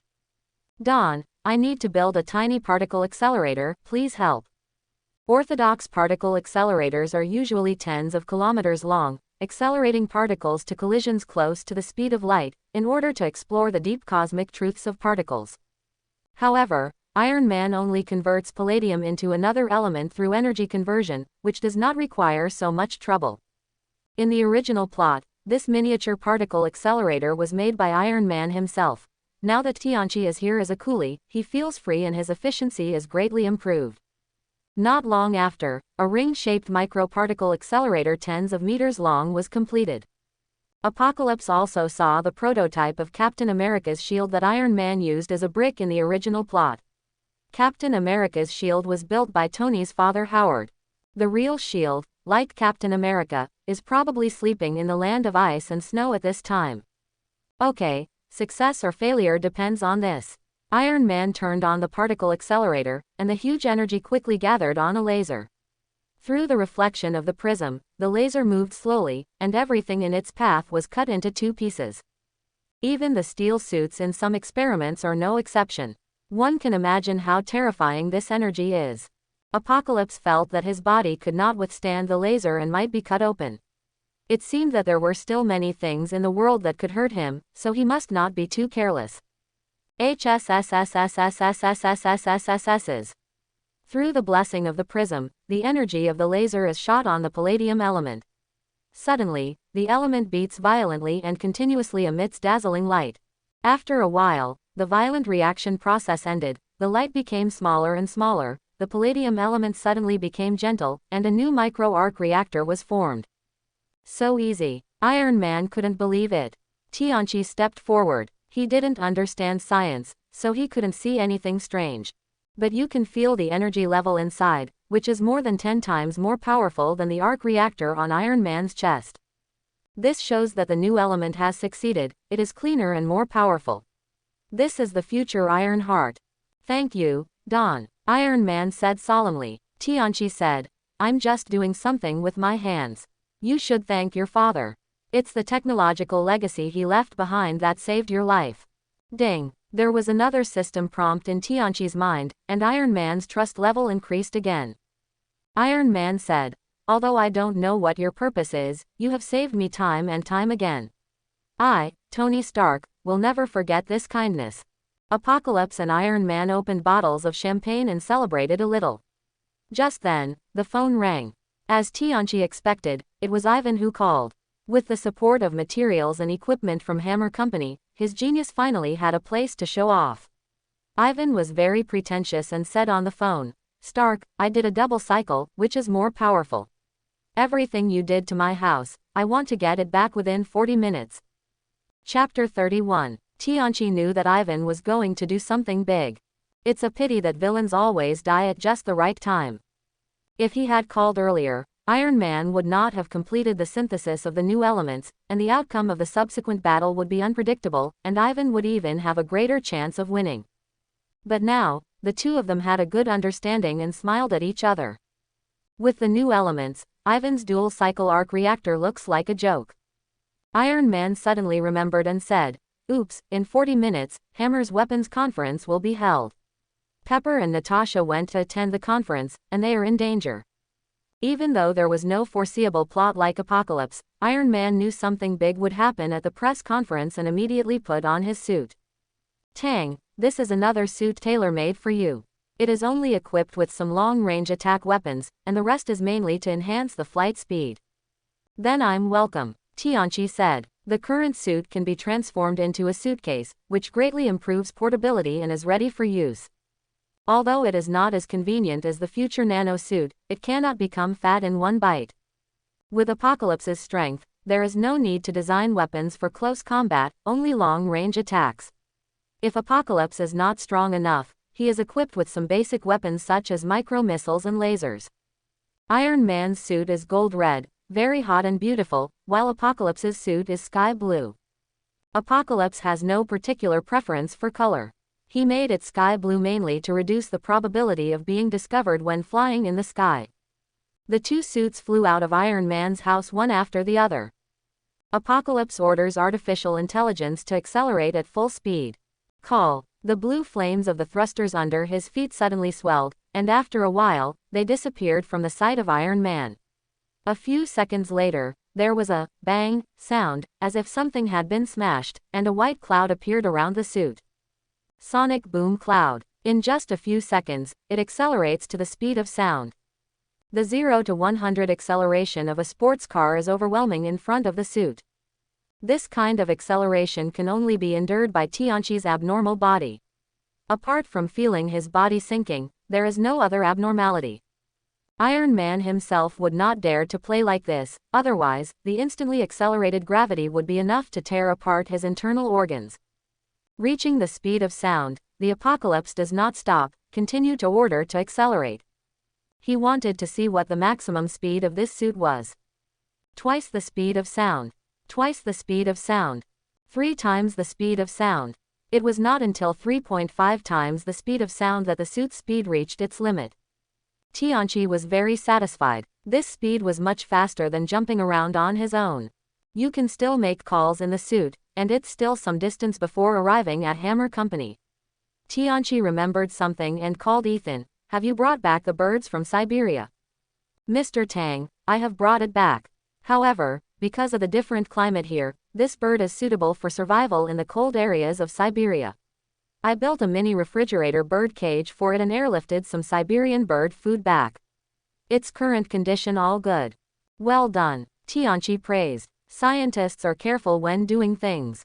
If you go there by yourself or ask SHIELD to send agents, you may ignore these details, and the bird may die due to acclimatization. Tianchi thought for a while. Take the bird to the botanical garden in the city center. Be careful and find a good place to hide. There may be a big fight there. According to the original plot, Ivan was beaten to the ground by Iron Man and War Machine in a botanical garden in the city. Regardless of whether the plot will develop as it originally did, let's make arrangements in advance. Even when he heard that there was a big battle, Ethan didn't question it too much and said immediately, okay.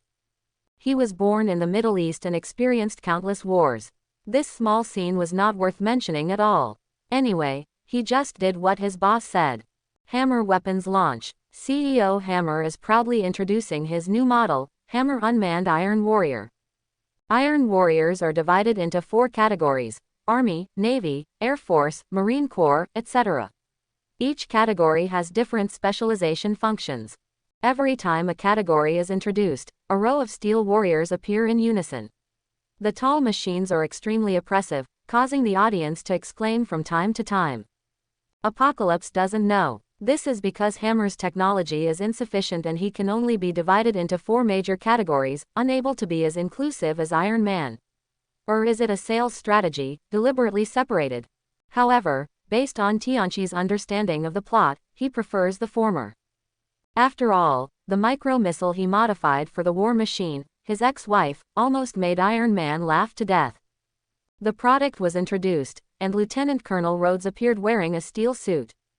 Hammer shamelessly said that this was his prototype, called War Machine, which was actually an old Iron Man suit taken away by Lieutenant Colonel Rhodes. Now it has been modified by Hammer Company, installed some weapon systems, sprayed with new colors, and packaged as its own product. Lieutenant Colonel Rhodes did not expose him. Iron Man was extremely averse to weapons due to the trauma he suffered in the Middle East and did not want to design weapons for the American Army at all. So, the Army doesn't have many choices now, and Hammer, whose strength is second only to Iron Man, has become the first choice. Offstage, Pepper Potts and her titular assistant Black Widow are also in the audience. Originally, competitors were not usually invited to this kind of press conference. Hammer deliberately sent an invitation letter to Stark Company, obviously intending to demonstrate to Iron Man. Ladies and gentlemen, we are now entering the question and answer session. Is there anything you would like to ask? Before the reporters in the audience could raise their hands, Apocalypse fell from the sky like a shooting star. Boom, there was a soft sound, and the sky blue suit fell steadily on the stage. The airflow brought by the high speed made Hammer almost unsteady and almost fell down. Iron Man is here. The audience cheered. Hammer had a dark look on his face.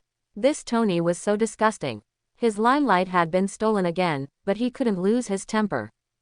Because he was the one who sent the invitation letter to Iron Man. Welcome, Tony, you are still so pushy, Hammer said in a pretentious manner. He didn't know that it wasn't Tony Stark inside, including Pepper Potts and Black Widow in the audience. After all, in everyone's opinion, Iron Man's suit is never loaned out, and it is the only one with no other branches. Of course, the War Machine set was a deliberate accident. Tianchi turned on the loudspeaker of the suit and shouted, "Everyone, get out of here quickly, there is danger here." But no one listened to him, and instead looked like they were watching a good show. Everyone knows that Iron Man and Hammer are mortal enemies. With Tony Stark's character, if he doesn't come, he will definitely cause trouble if he comes. Unexpectedly, Iron Man would ruin the scene as soon as he arrived, and the audience was even more excited, waiting to see how Hammer would respond. Hammer had an angry look on his face. This guy had stolen his limelight as soon as he arrived and had to disperse his guests. It was so abominable. Hammer said, "Don't worry, my Iron Warriors can fly at subsonic speeds. Even if there is danger, they can take everyone out of here quickly." "Oh, only subsonic, so slow. It just took me 5 seconds to accelerate to 3 times the speed of sound." Bu doesn't know that even with Ivan's help, the skills of these Iron Warriors and Iron Man are still far behind. "Impossible," Hammer shouted, accelerate to 5 times the speed of sound in 3 seconds. Such an acceleration force will crush a person. It's impossible. Nothing is impossible. It's just that you can't imagine it. Tony, Lieutenant Colonel Rhodes of War Machine came forward and said, "Can you please give me some face and stop causing trouble here? We don't force you to make weapons for the military, but you can't stop us from buying weapons either." Rhodes, you are overthinking. Apocalypse did not reveal his identity. Ask Hammer, who designed these weapons. Is the control of these steel warriors still in Hammer's hands? As soon as he finished speaking, the Iron Warrior's weapon system lit up, and the barrel slowly rotated, aiming at the people in the audience.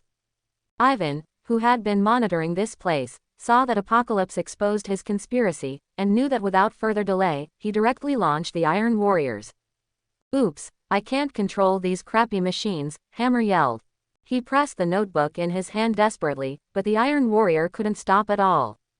Those in the audience who could come to watch were either dignitaries or nobles, as well as many influential reporters. If the machine loses control and kills them all, Hammer Company may be strangled by dozens of forces. Not to mention the company, even his own life may not be saved. War Machine's expression changed drastically, and he immediately closed his helmet and shouted, "Everyone, run." Saying that, he immediately pounced on the nearest Iron Warrior. Fortunately, he jumped in time and the bullet hit the ceiling. Countless debris and glass suddenly fell down. There was chaos in the audience, and the female guests screamed. Apocalypse stood in front of Pepper and Black Widow and said, "Natasha, take Pepper and go first." Upon hearing this tone, Black Widow knew that there was Apocalypse in the suit, and without hesitation, she grabbed Pepper's hand and ran towards the fire escape. The bullets hit the War Machine's and Apocalypse's suits, making a ding-dong-dang sound. Some guests were hit by stray bullets and instantly screamed and fell to the ground. Fortunately, Iron Warrior's main targets are not ordinary people, and most of their firepower is focused on War Machine and Apocalypse. War Machine said, "Tony, save people first, we can't start a war here, there are too many people here." Apocalypse thrust his hands into the ground, and the huge carpet flew up out of the air and enveloped the Iron Warrior. Countless bullets poured out from the spinning Gatling of the Steel Warrior, beating the carpet to pieces in an instant. But this is enough time. Apocalypse's foot exerted force, instantly causing a sonic boom on the spot.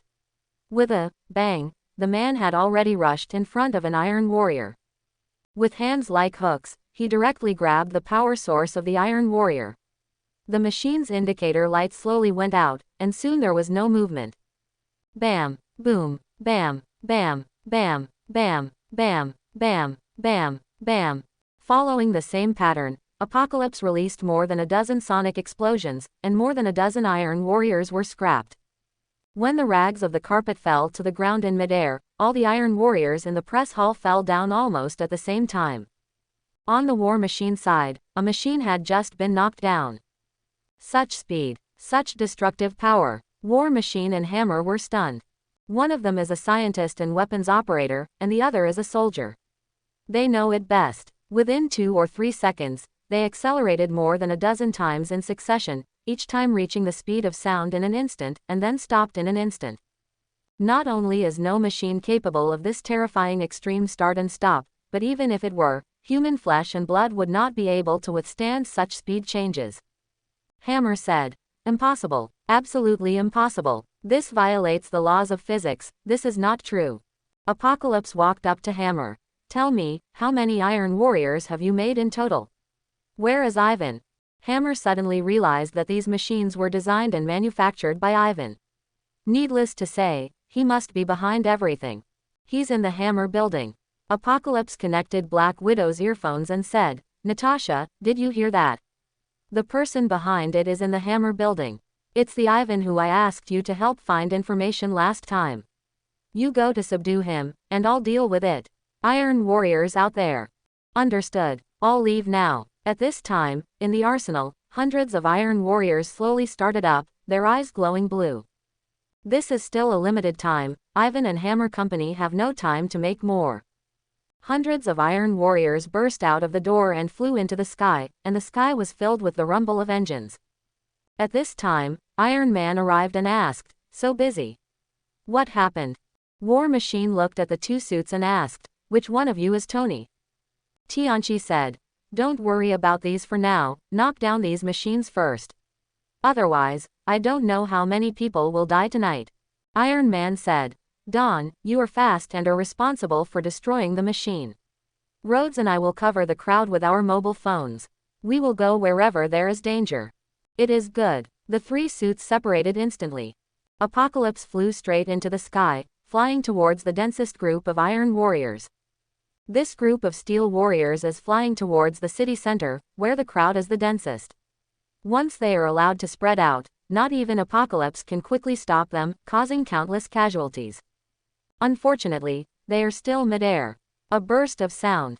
Apocalypse blocked the torrent of iron warriors like a meteor and crashed directly into the pile of machines. With its own huge strength, countless machines were torn into pieces with a single movement, and the remains of the machines fell from the sky one after another. The War Machine on the ground was evacuating the crowd. When he saw the Apocalypse in the sky, the machines of Hammer Company were like toys in front of him, and he couldn't help swallowing his saliva. "Tony, are your suit skills already so powerful?" Tony replied over the wireless, "It's not the suit that's great, it's the people inside. Although Iron Man's suit is more advanced than Hammer's, it will take a lot of effort to destroy one, and it will never be possible to tear pieces of paper like Apocalypse." "Who is he?" Iron Man said. "You have seen it." Lieutenant Colonel Rhodes suddenly reacted. "Did he shoot down those two F-2 fighters last time?" Cough, cough. "Let's deal with the matter at hand first, and we'll talk about the rest later."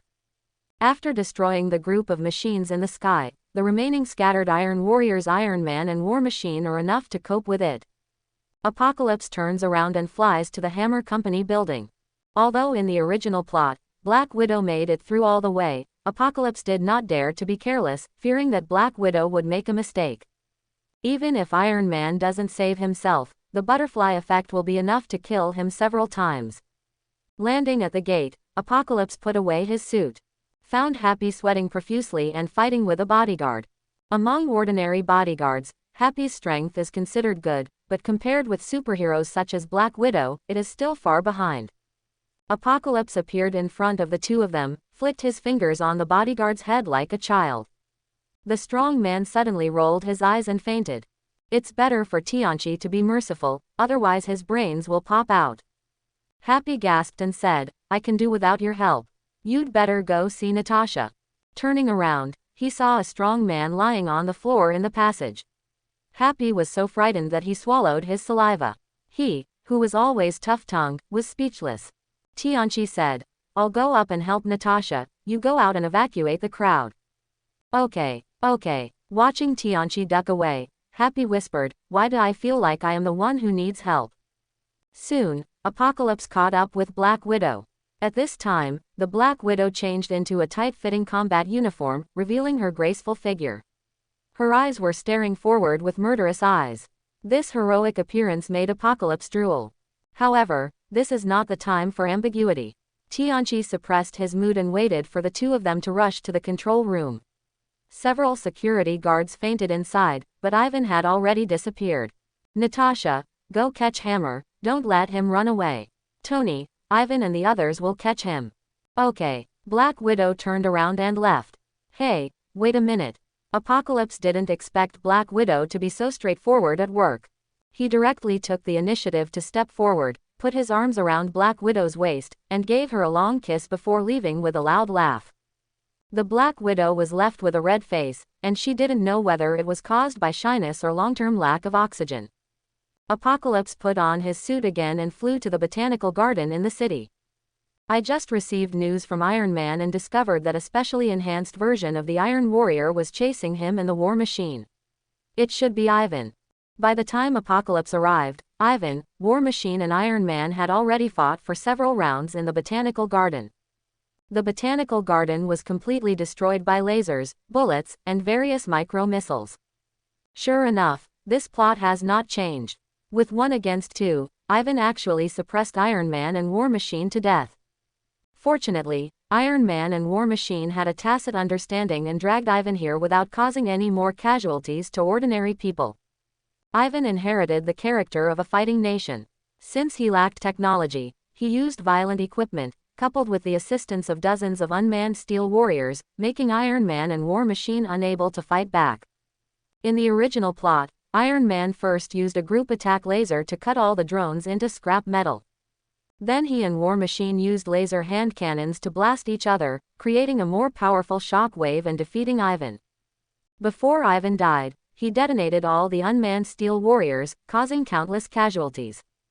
Apocalypse naturally cannot let things develop as they originally did. Firstly, he wants to conquer Ivan, and secondly, he cannot let Ivan detonate the unmanned Iron Warriors who are still outside. Ivan, stop it. Ivan was shocked. It's you. A part of the unmanned aerial vehicles was hurriedly separated to stop the apocalypse. The moment the Iron Warrior blocked Apocalypse's sight, Ivan turned around and ran away.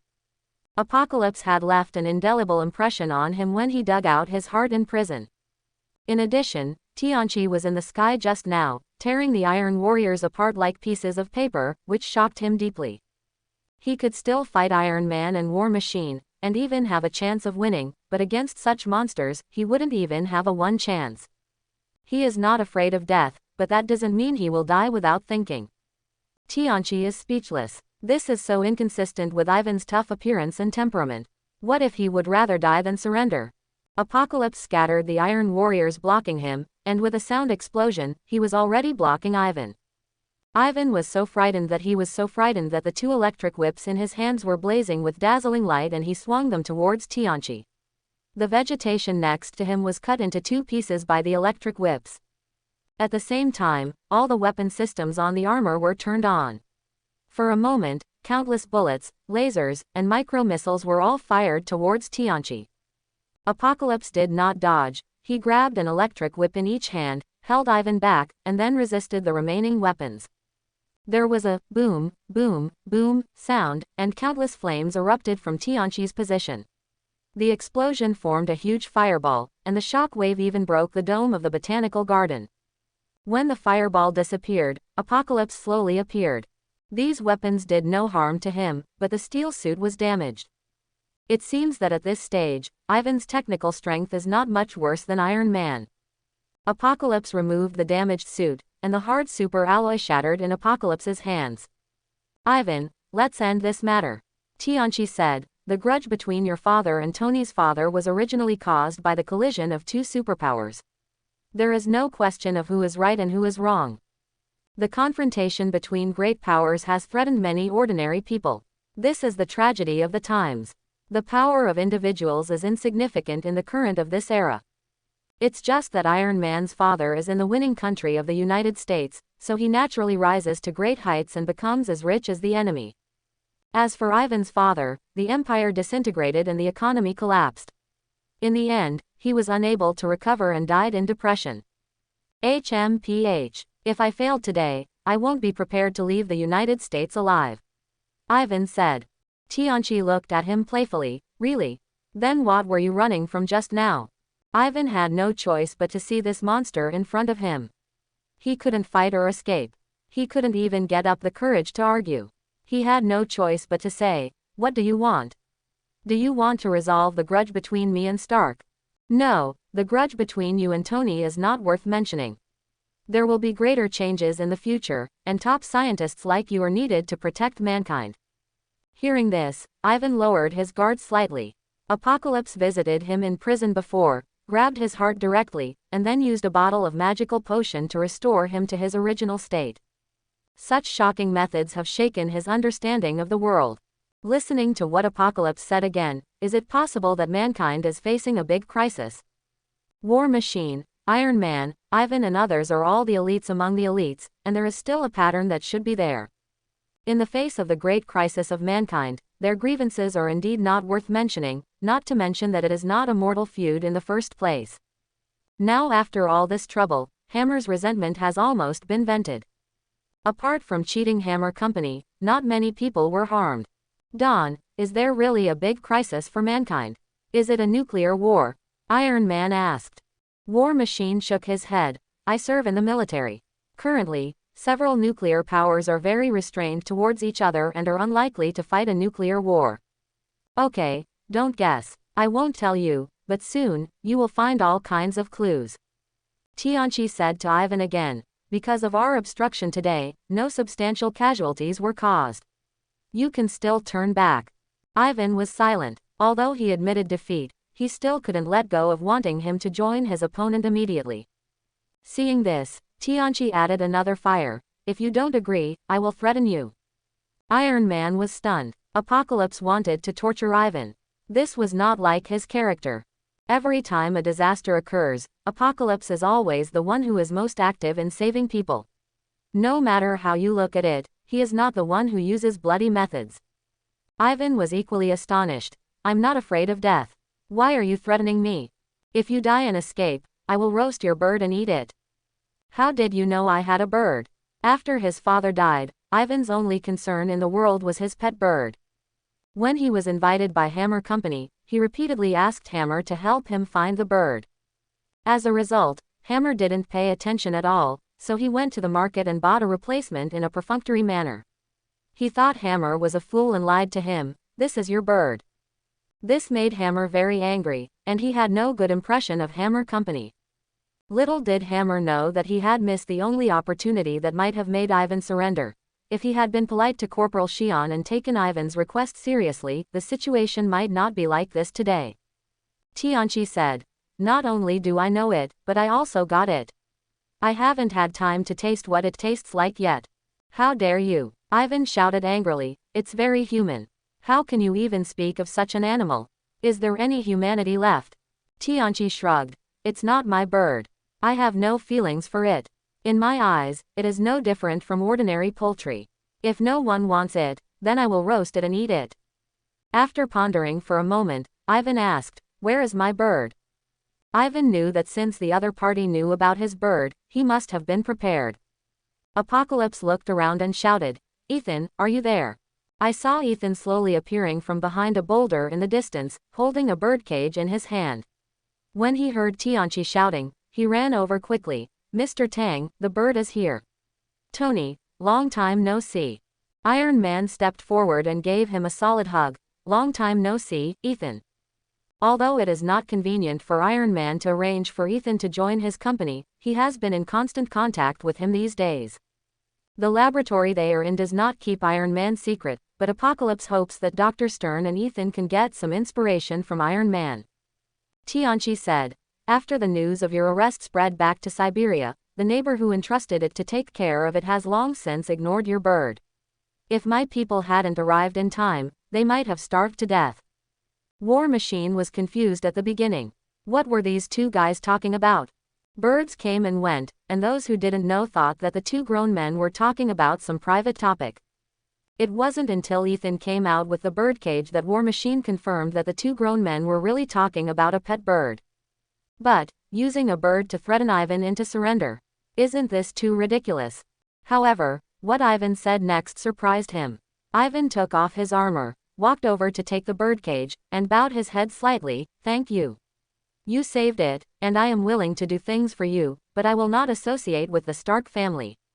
War Machine's heart was filled with one grass and mud horses galloping past.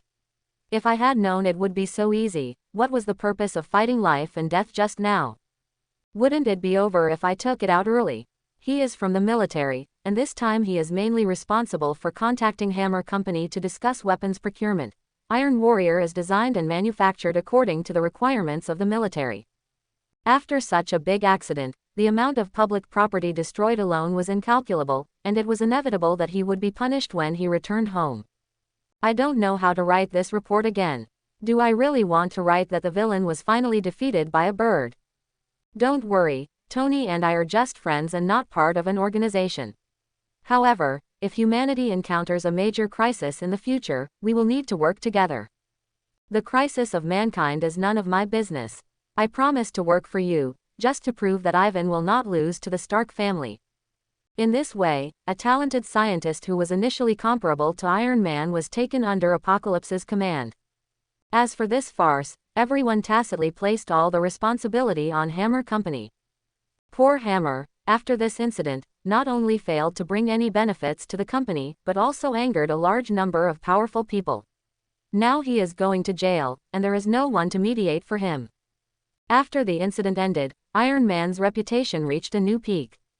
At the press conference, the dignitaries and reporters who were saved by Apocalypse in a sky blue suit all attributed the credit to Iron Man. Naturally, Iron Man was praised in various media outlets. For a time, media and newspapers all over the world were full of articles and videos praising Iron Man. Iron Man originally wanted to hold a press conference to clarify, but was stopped by Apocalypse. He doesn't need these reputations, but Iron Man does. The Avengers of the future need a reputable person to lead them, and Iron Man is naturally the core figure. Iron Man and War Machine didn't know Apocalypse's plan.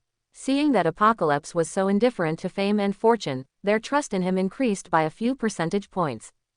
Apocalypse took stock of the harvest and found that he had saved many people this time and had several hundred more bottles of recovery potions. The previous consumption on Iron Man was compensated. The plot of Iron Man 2 Inches has ended, and Apocalypse feels it's time to leave. New Mexico, desert town. Apocalypse put on his battle clothes, flew to the edge of the upper town, and landed quietly. If the original plot has not changed, Thor is already in the town at this time. The reason why Thor came to Earth is a long story. Not long ago, the god King Odin was planning to pass on the throne to the god of thunder. Unexpectedly, during the coronation ceremony, it was discovered that the frost giants had invaded the weapons depot and wanted to take away the source of power, but were killed by the guarding robot, the Destroyer. Of course, Thor, the god of thunder, was not happy about sabotaging his own coronation ceremony. He said that the ice giants broke the peace agreement and wanted to attack Jotunheim, the home of the frost giants, to give them some color. Odin said, "These are the thoughts of a warrior, not the thoughts of a king. These are just the actions of a few frost giants, and they are not worth fighting for." How could the young and energetic Thor listen? The father and son had a quarrel and broke up unhappy. After that, Thor called his brother Loki and a group of comrades, Fandral, Hogun, Volstagg, Valkyrie Sif, etc. to work together, trying to sneak into Jotunheim. From Asgard to the Nine Realms, you must pass the Rainbow Bridge. Heimdall, the guardian of the Rainbow Bridge, can observe the heavens with the help of the power of the rainbow. As long as he wants to see and hear, he knows everything. This time, an enemy actually sneaked in under his nose. Strictly speaking, it was his dereliction of duty. Therefore, he also wanted to know how the frost giant sneaked in without his eyes, so he agreed with Thor's action. Thor and others passed through the Rainbow Bridge and teleported to Jotunheim, the home of the frost giants. They made a big fuss and fought head-on with the frost giant king. But when he arrived at someone else's lair, even though he was the god of thunder, how could he withstand the crowd tactics? Soon, they were surrounded by countless giant beasts and frost giants. At the last moment, the god King Odin descended on a Pegasus and allowed them to escape. But this also angered the frost giant king, and a war between the two worlds was about to break out. Finally, in order to ease the situation between the two worlds, God King Odin issued an oracle. Thunder god Thor disobeyed the king's orders, acted privately, and led the people to war and destruction. He is not worthy of being king. Now he is stripped of his divine power and exiled to the earth. However, since he is his biological son after all, he cannot really be exiled. Odin also threw Mjolnir down to the mortal world, not far from where Thor landed.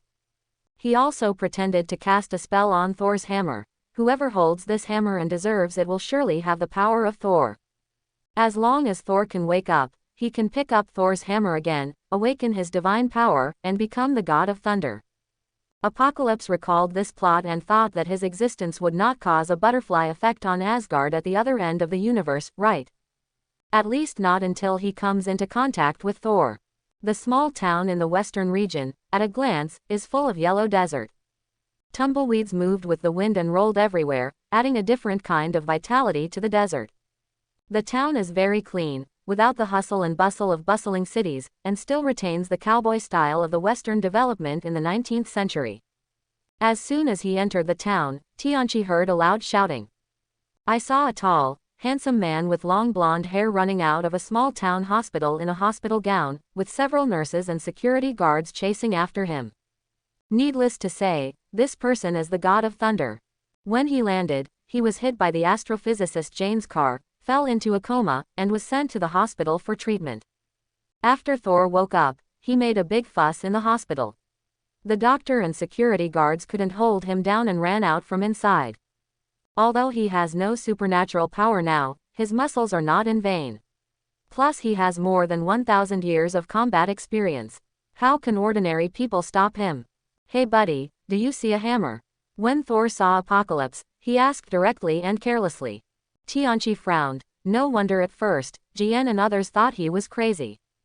Even a normal person would not be able to do this when he catches someone on the street and asks him about it while wearing a hospital gown. Why don't you solve the next problem first? Thor said disdainfully. A group of mortals, I just don't want to hurt them. At this time, nurses and hospital security guards had already caught up with him and surrounded Thor, trying to hold him down and give him a sedative. Tianchi quickly stopped him. He is my friend. He was drunk last night and suddenly woke up in the hospital. He was a little excited. I apologize to you on his behalf. But the woman who sent him here said he was hit by a car. Haha, have you ever seen a patient who was hit by a car and still able to jump like this? Everyone agreed upon hearing this. Even the security guards couldn't hold him down. He really didn't look like someone in trouble. A young nurse said, but the medical bills have not been settled yet. I'll pay for his medicine. As he spoke, he handed over a roll of $100 bills. The little nurse accepted the money and said, Sir, you'd better ask your friend to go back for a checkup. It won't be good if there are any internal injuries. Tianchi said, does he look like he has internal injuries? None of you can catch him. Thor cooperated with him by striking a few muscular poses, which made the nurse giggle. In the end, he had to collect the medical expenses and go back. It seems that Thor has a natural talent for making jokes. No wonder it was fully demonstrated in Thor 3. Thor patted Apocalypse on the shoulder. Thanks, man. I don't have money in this world, so it will be troublesome for them to ask me for medical expenses. When I return to God's realm one day, I will definitely repay you. At this time, a small RV rushed over from the entrance of the town, braked suddenly, and almost stopped next to Thor and Apocalypse. Apocalypse took a look and saw that this was the beautiful scientist Jane Foster and her vicious intern Daisy. There is also an old astrophysicist named Eric. With such driving skills, no wonder he hit Thor twice in the original plot. As soon as Jane got off the car, she hurriedly said, the hospital called me just now and said that you escaped from the hospital. You were hit by us. Don't worry about the medical expenses. We will pay for all the expenses. In the United States, medical expenses are extremely expensive. Without medical insurance, going to the hospital may bankrupt an ordinary family. Many people without medical insurance even struggle to say one thing before they fall into coma: never call an ambulance. Jane took it for granted that Thor was afraid of paying the medical bills, so he wanted to escape from the hospital. Thank you, pretty lady. However, this friend has already paid for my medical bills. Daisy's eyes lit up. What a handsome Oriental guy. Hello, handsome guy, my name is Daisy, this is my mentor Jane, and this is the astrophysicist Eric. Tianchi is handsome and tall, not inferior to Western men, and because of his invincible strength and kingly aura, he naturally has endless charm. Hello, my name is Tang Tianchi. Jane asked Thor, where do you live? Let's drive you back. Thor said, your car can't arrive. Send me to the bar. I want to drink. You were hit last night and you just came out of the hospital. You can't drink, Jane advised. Tianchi said, Jane, you don't have to worry about this. With his physique, he will be fine if he bumps into her 10 times. Ha ha ha ha, that's right, you have a bad temper with me. How can you not celebrate with a drink when you meet a new friend in a foreign country? Thor heroically pulled Apocalypse toward the bar, and Eric followed naturally. Jane and Daisy were speechless. When it comes to drinking, how come men naturally become close friends? The town is not big, and you can walk half a street to the bar. As soon as Thor entered, he shouted, Boss, give us each a glass of the strongest wine. How can 1 cup be enough? Let everyone get 10 cups first. Tianchi shouted. Thor's eyes lit up. How could this guy be more heroic than me? This cup is not an ordinary cup, but a large cup for drinking draft beer, almost filled with 1 liter of vodka.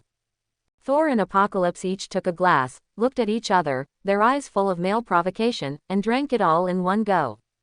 Poor old Professor Eric, who came to drink with him, was already dizzy after drinking less than a third of the wine. Boom! Thor threw the glass to the ground and shouted, "Boss, have another glass." Jane and Daisy looked helpless. Where are these crazy people? This is totally medieval. The bar owner stood still, looking askance at the two men with an unkind expression on his face, wondering if these two guys were here to cause trouble. In modern times, there is no one who throws a glass of wine while drinking. Only people who are looking for trouble would do this. Some strong Western men had already stood up and stared at them. There are few people in the town, and everyone looks down all day without looking up, and they are all half friends. At this time, if there are outsiders who want to come and cause trouble, they naturally have to deal with it unanimously. Seeing this, Tianchi threw a large roll of US dollars at the boss. At the same time, he threw the wine glass to the ground and said, "Why are you standing there in a daze? Bring the strongest wine. I've bought all the wine here today. If you don't get drunk, you won't get home." The boss unfolded the roll of money, suddenly smiled, and hurriedly motioned to the strong men to sit down. With such a large roll of $100 bills, you can't usually earn so much money in a month. As long as you manage enough money, throwing a glass is nothing, and it's not a valuable thing. Thor laughed loudly. "I didn't expect that when I came to Earth, I met a brother with a good temper. You are very good. I will make you a friend." "Hey, wait a minute, I don't want to make friends with people who don't drink well. You drink first and then I talk," Tianchi said. Thor didn't expect that someone on Earth would dare to challenge his authority, and he suddenly became more motivated to fight. The two drank one glass after another. The large wine glasses usually used by strong men to drink draft beer seemed to be more enjoyable in their mouths than drinking boiled water. They threw them away after drinking, and the broken wine glasses were thrown, ping ping ping pong, on the ground. The other drinkers looked sideways. "A good drinker. Brothers, we can't be compared with two outsiders," a strong man from the west shouted. "Drink." A group of local strong men also drank heavily. Since someone had booked the place, they might as well follow suit and throw their wine glasses to the ground after drinking. The atmosphere in the bar suddenly reached its peak, full of male atmosphere. Jane and the fierce sister Daisy were stunned and looked at each other. What kind of species are men? Why did you break a few wine glasses after you dropped them? Daisy touched Jane. "Tutor, I think Saul seems to be quite normal compared to that Oriental man. It's a pity that such a handsome man seems to have a hard time with his brain." Jane said helplessly, "Men are all the same after drinking. Although the god of thunder's physique is far superior to that of the people on Earth, he has been deprived of his divine power. How could he possibly be able to drink with Apocalypse's abnormal physique? After more than 10 glasses, he has already started to blush. Fortunately, his wine was pretty good and he didn't cause any trouble. Instead, he just called Tianchi, friend. The god of thunder was born into a distinguished family, fought numerous battles in his life, and always had smooth sailing. This falling out with his father was already the biggest setback in his life, and it was inevitable to be sad for a while. But Tianchi knew that Thor's most difficult days were yet to come. Compared with the catastrophe in the future, this small setback at present is like playing house and is not worth mentioning. Thor finally got drunk and muttered something like, "King Father, Queen Mother, Loki." As for Eric, he was already lying on his chair and snoring. Apocalypse picked up one of them with one hand and said to Jane and Daisy, who were stunned, "Where do you live?" "I'll take them back to sleep." Jane said, "I live in an RV and have no place to put two grown men. You can take them to a hotel." "That won't work." Tianchi shook his head. "You knock this guy down. He seems to have some brain problems now, and he refuses to go to the hospital. Who will take care of him if you don't take care of him?" The kind-hearted Jane was helpless. What she said seemed to make sense, so she had to reluctantly agree. She never expected that Tianchi deliberately brought them together in order to reverse the original plot. In the original plot, Thor and Jane talked to each other in the RV and eventually became lovers, which triggered a series of subsequent plots, including the important turning points of the ether particle, the reality stone. Apocalypse throws Thor into Jane's RV. Eric naturally has to take him back to the hotel. Otherwise, how will the plot develop if there are two stinky men sleeping on the same bed? After placing Eric, Daisy came up, touched Tianqi's arm and said, "Handsome guy, do you want to take a rest too?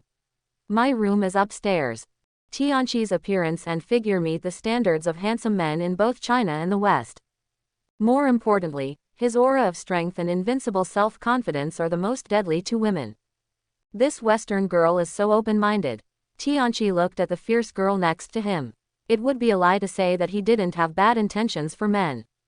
But he has a Black Widow, and the Black Widow has not completely returned to him, so he doesn't want to cause any more trouble. "I am a man with a wife," Tianqi said. Daisy was even more excited, and said softly and seductively, "I didn't see you wearing a ring. In our place, if you don't wear a ring, you are not married. You can break the rules temporarily." Tianqi doesn't understand Western habits. Here, a large number of men are afraid of taking responsibility and getting married. It's okay to have fun, live together, and even have children, but getting a license to get married? No. Therefore, married men are particularly attractive. Women usually find such men more responsible and attractive. As a result, many men deliberately wear rings in bars and pretend to be married men hunting for prey. Tianqi still had things to do, and he didn't want to cause trouble, so he left Daisy with a resentful look on his face and turned around to leave. When he reappeared, Apocalypse had arrived in the desert dozens of kilometers away from the town. This is where Thor's hammer fell. At first, the locals thought it was a meteorite or something. Someone who picked up meteorites came to search and found something strange about the hammer. It may not seem big, but it weighs as much as 1,000 pounds, and no one can lift it. The news spread quickly, and soon everyone in the town knew about it. Countless strong men reveling here, trying one after another to see if they can lift Mjolnir. Some people saw business opportunities and simply set up a simple barbecue stall, and business was actually good for a while. Some people even tied Thor's hammer to a chain and dragged it with a pickup truck.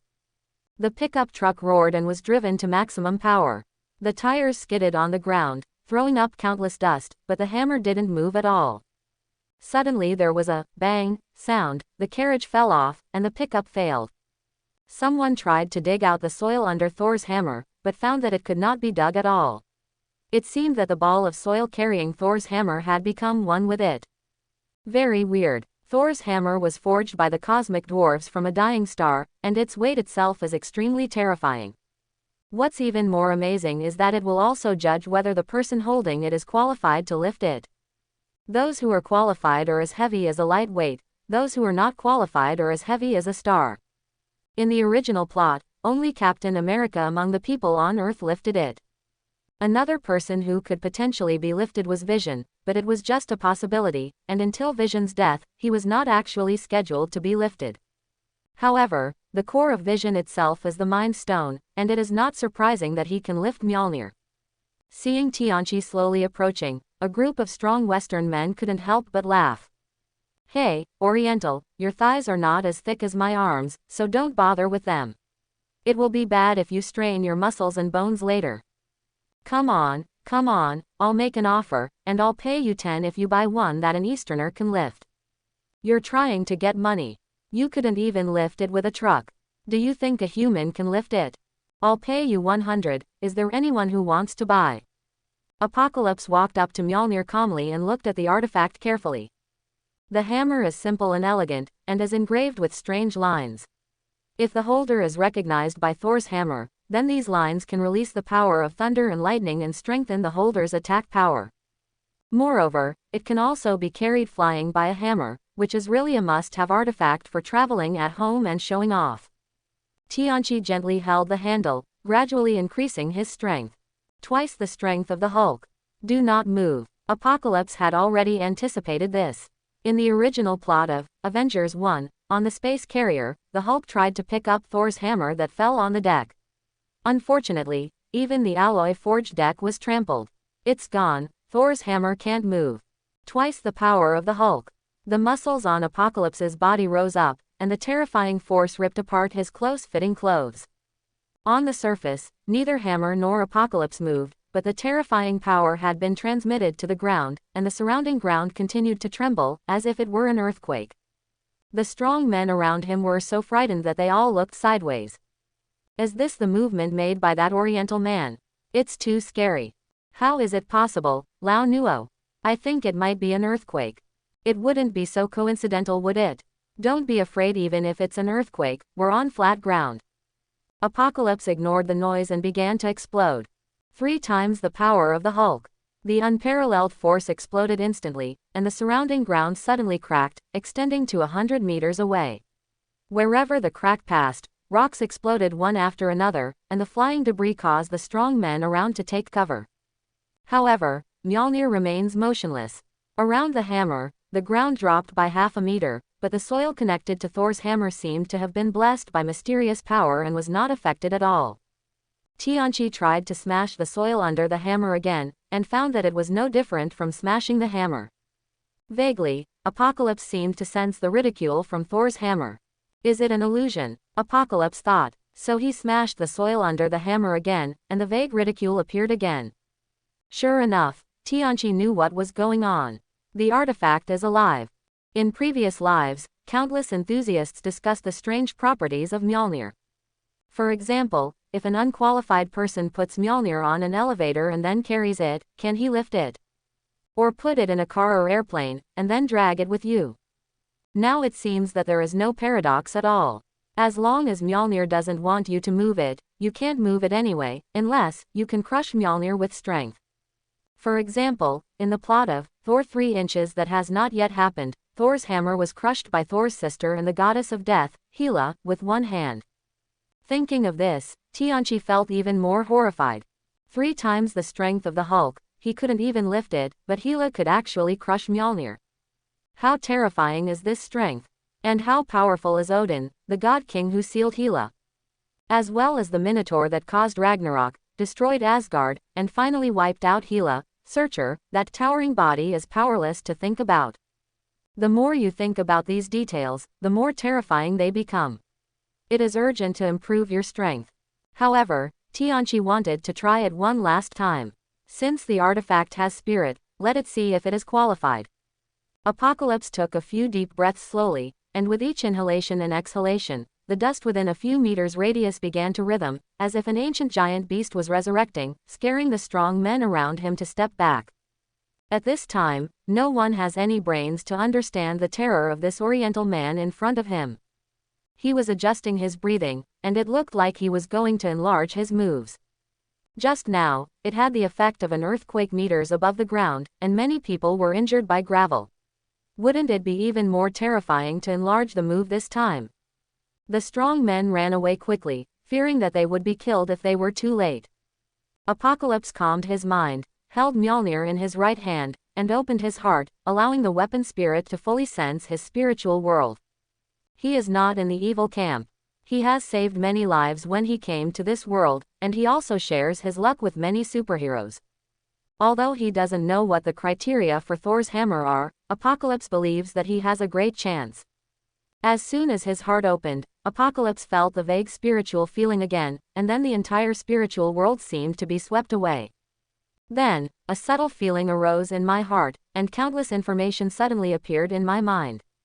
Tianqi smiled slightly, raised it in his hand, and Thor's hammer immediately lifted off the ground. The soil that held it turned into dust and was dispersed by the wind. No wonder in the original plot, Captain America was so skillful when he picked up Mjolnir for the first time, catching Thanos off guard.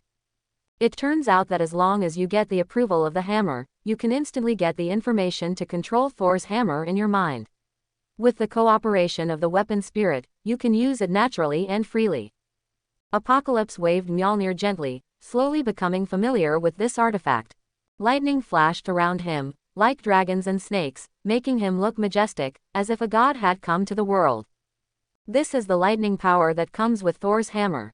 At some point, a black cloud quietly formed in the sky, and a huge shadow enveloped the earth.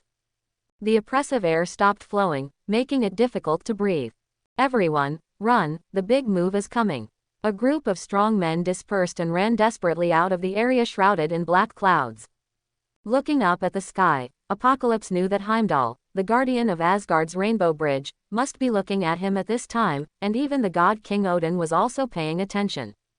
They threw the hammer here just to test Thor and let him experience it.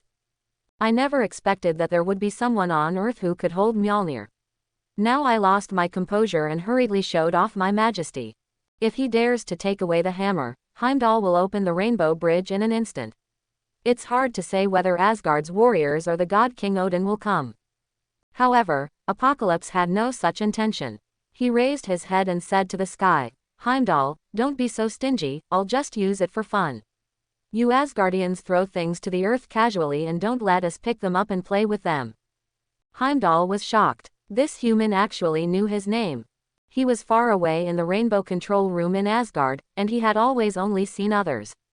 Could he see himself? Before Heimdall could do anything, a rainbow suddenly shot into the control room. God King Odin crossed the rainbow bridge several kilometers long and appeared in front of Heimdall instantly. God King Odin asked, "Who lifted Mjolnir? I can sense it, not Thor." Heimdall presented the picture in front of the God King. "I just looked at his life with the eyes of light. He is an earthling who became very powerful through some gamma energy, but his strength does not seem to be able to be lifted."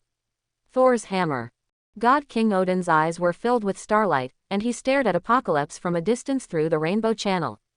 An unparalleled mental pressure fell from the sky, and Apocalypse, who was far away on Earth, felt his heart sink. This spiritual power is like the vast starlight, spanning the infinite space and time of the universe, reaching directly above your head. Tianchi felt that he was like a small boat in the angry sea, and would be wiped out by the huge waves at any time. In order to resist this pressure, Tianchi's veins popped out and he concentrated all his strength. Invisible confrontations rub in the air, and pieces of lightning suddenly appear and disappear around Apocalypse. After looking at it for a while, the God King suddenly smiled and said, "That's good, little guy, but I can't give you Thor's hammer. If you have the chance, you are welcome to come to Asgard as a guest. When you're done, turn around and leave." Apocalypse on the earth suddenly relaxed, and when he came back to his senses, he found that half of his body had been pressed into the soil, with cold sweat on his forehead. However, what the God King said was also received in his mind. Apocalypse jumped up from the ground and threw Mjolnir aside. The moment he took off his hand, he felt a trace of reluctance from the spirit of the hammer. Whether it is to maintain the original plot or face the God King Odin, this hammer must not be touched again. Especially Odin, just a distant mental contact is already so terrifying. It seems that in the original plot, his strength was not shown at all, which led many people to think that he was a bad old man in his dying years. But how could a divine king who could rule the 9 realms be so simple? Even Hela, the goddess of death, could only break free from the seal after his death. However, there was one thing that Tianchi found strange. Such a powerful god king fought with his daughter Hela in the early days and conquered the 9 realms. In the middle and late stages, he suddenly became peace-loving. In order to prevent Hela from causing trouble, he even did not hesitate to seal her. They also blocked the murals in the palace temple to cover up the past history. If Odin's conscience discovered it, Apocalypse would never believe it. No matter how benevolent a monarch is, he will not mind if the territory he rules is larger. The only explanation is that it encountered force majeure. We can only stop at our current territory. As for what this mysterious force is, who is it? Apocalypse has no idea how scary it is. At least it wasn't mentioned in the original plot. Tianchi found that those strong men had already run several hundred meters away, looking at them from a distance and not daring to get close. The pickup truck and barbecue stall parked nearby were crushed into paper-thin pieces of iron by invisible forces. The hearts of the strong men were beating wildly when they saw it. Fortunately, they ran fast just now. Otherwise, under this invisible pressure, the flesh and blood bodies would not be crushed into pizza. Who is this Oriental? Survived under this invisible pressure? Is it because of the gods? Ignoring these strong men, Tianchi saw an acquaintance behind them, Coulson. Coulson wore sunglasses and looked at the mysterious Oriental man in front of him with a complicated expression. The movement just now was not something that a normal human could cause. Coulson's job is to constantly observe such superhumans, contact them, and even fight against them. If this Oriental is his enemy, how should he deal with it? Coulson didn't dare to think about it further. "Mr. Tang, we meet again." Tianchi nodded. "You guys are a little slow. We tried the hammer, but we couldn't lift it like Mr. Tang did." Our surveillance satellite showed that there was another creature that came after the hammer. We care more about the unknown life than the hammer. Ha ha ha ha. Apocalypse smiled. So what if you found it? You also saw the vision of me holding the hammer just now. I'm afraid S.H.I.E.L.D. can't do anything with this power, right? Coulson shrugged. Someone has to work hard. No matter what force it is, as long as it threatens the Earth, we will always face it. Apocalypse nodded, threatening his hometown. No matter how powerful the force is, someone must rise to the challenge. But he knew Earth was more complex than Coulson imagined. Not to mention god kings like Odin who exist in mythology, and the big boss Thanos who will appear in the future. There are countless threats in all major parallel universes, such as Dormammu who wants to devour the Earth. By coincidence, the Earth first had the powerful Ancient One, the Sorcerer Supreme, who guarded the Earth for thousands of years, and then Doctor Strange appeared, using a time loop to trap Dormammu to a halt, and eventually had to cease the war. Infinity Stones, regarded as treasures in the universe, appear repeatedly on the backward planet of the Earth. If you say it's all a coincidence, I wouldn't even believe it if I beat Tianchi to death. But, what is the reason behind this? There was no explanation in the original plot. Coulson, someone will try to take the hammer away later. You can do whatever you want, just don't seem too rude. Is he the owner of the hammer? That's right, I don't know if he can pick it up. Coulson was confused. Since he was the owner of the hammer, how could he not be able to pick it up? Tianchi didn't explain much and left calmly. Later, Coulson ordered people to surround the place and disperse the melon-eating crowd. After returning to the town, it was already dark. Apocalypse went to see Thor and found that he had sobered up and was having a barbecue outside the RV, chatting with Jane. In Jane's eyes, the god of thunder must have lost his mind.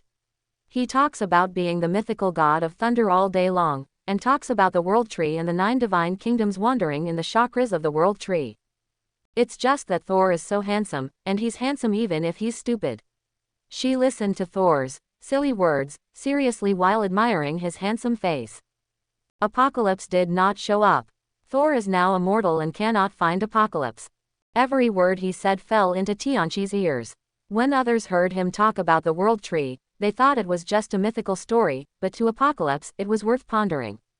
It is impossible for the god of thunder who travels through the universe not to know that common cosmic bodies such as the Earth orbit stars in the void.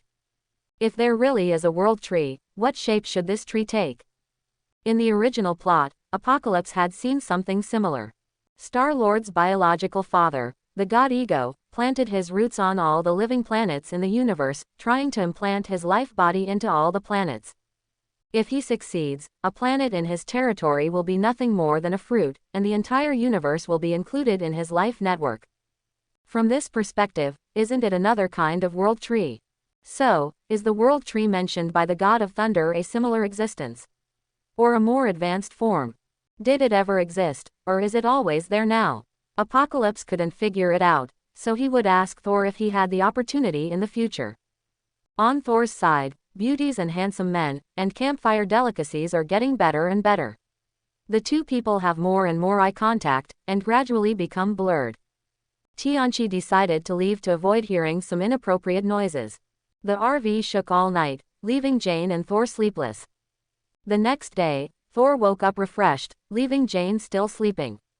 He came to the bar with ease and found Tianchi already waiting for him. It seems someone had a good time last night. Tianchi joked. Hee, it's not bad. Thunder God said, I came to Earth this time to make a friend like you and meet a woman I like. It's a worthwhile trip. I ordered you a breakfast. Would you like milk or liquor? The god of thunder said, if a man drinks milk, of course he must drink strong alcohol. It is good. The two of them had breakfast and drank several large glasses of spirits, which made other customers look at them sideways. Who are these people drinking spirits so early in the morning? After eating and drinking, Tianchi said directly, Thor, fight with me.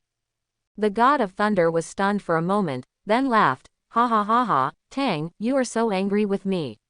Come on, I just want to stretch my legs these days. These days, Thor has encountered a series of changes, and he has long been depressed. For a muscular man like him, what better way to vent his anger than by having a fight? But Thor is not Loki. He has a kind nature and will not make fun of passers-by. At this time, Apocalypse took the initiative, which naturally greatly offended his temper. The two walked out of the street, far apart. The God of Thunder said carelessly, "Tang, although I have lost my divine power, it is not something that ordinary people on Earth can resist. You have to be careful." Tianqi was speechless. This guy really didn't know how to hide it at all. He kept saying that he was the God of Thunder and had lost his divine power. No wonder he was regarded as a madman by Jian. Then you have to be careful, whoever loses will be fined 3 drinks. The two looked at each other and quickly approached. Apocalypse first used Fool Fists, and then casually clashed with Thor a few times. It is confirmed that his power is only the limit of ordinary people, about the level of Black Widow and Hawkeye. So I controlled my strength, started experimenting with various moves, and fought him back and forth. Some tricks that are only seen in martial arts novels and movies, Apocalypse used his infinite strength to forcefully perform. Needless to say about Qinggong, Tianqi can jump hundreds of kilometers, and staying in the air for a short distance is like playing. As for some moves that involve flying in the air and breaking away from gravity, Apocalypse directly blasts the air with huge force, and uses the reaction force of the air explosion to suddenly change direction. For a time, there was an endless sound of bang, bang, bang, bang, bang, bang, on the street. Apocalypse flew up and down like a butterfly, spinning in circles to attack Thor, attracting the attention of people working around you. Oh my god, this is the Oriental guy who drank yesterday. It turns out that Kung Fu really exists. Dad, come out and see Jackie Chan. A senior Kung Fu enthusiast immediately retorted, Jackie Chan is not that powerful. I think it's more like Bruce Lee's moves. Do you know Kung Fu? Can Bruce Lee fly? This must be the legendary Qing Kung Fu. It turns out that the snapping sound when the move is made is real, and Kung Fu really makes this sound.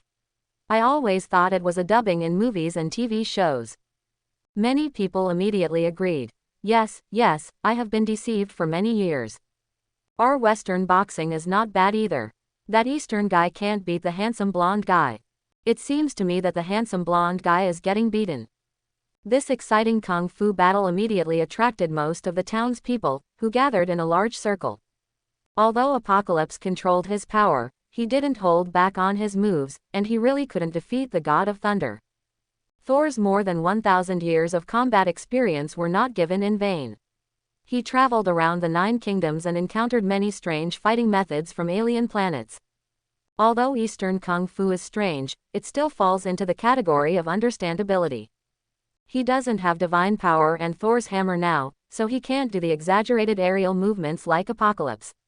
He simply roots on the ground and stands firmly on the ground with his legs, reducing the complex to simplicity and using tricks as he sees them. Thor can see through many of Apocalypse's complicated and gorgeous moves at a glance, and can often resolve them with a simple punch or block. Of course, Tianqi doesn't really understand martial arts, he just imitates it with the help of great strength. It looks good, but it is of little use against a master like Thor. The reason why Apocalypse asked to fight Thor was not to bully Thor, but to see if Asgard had any training methods.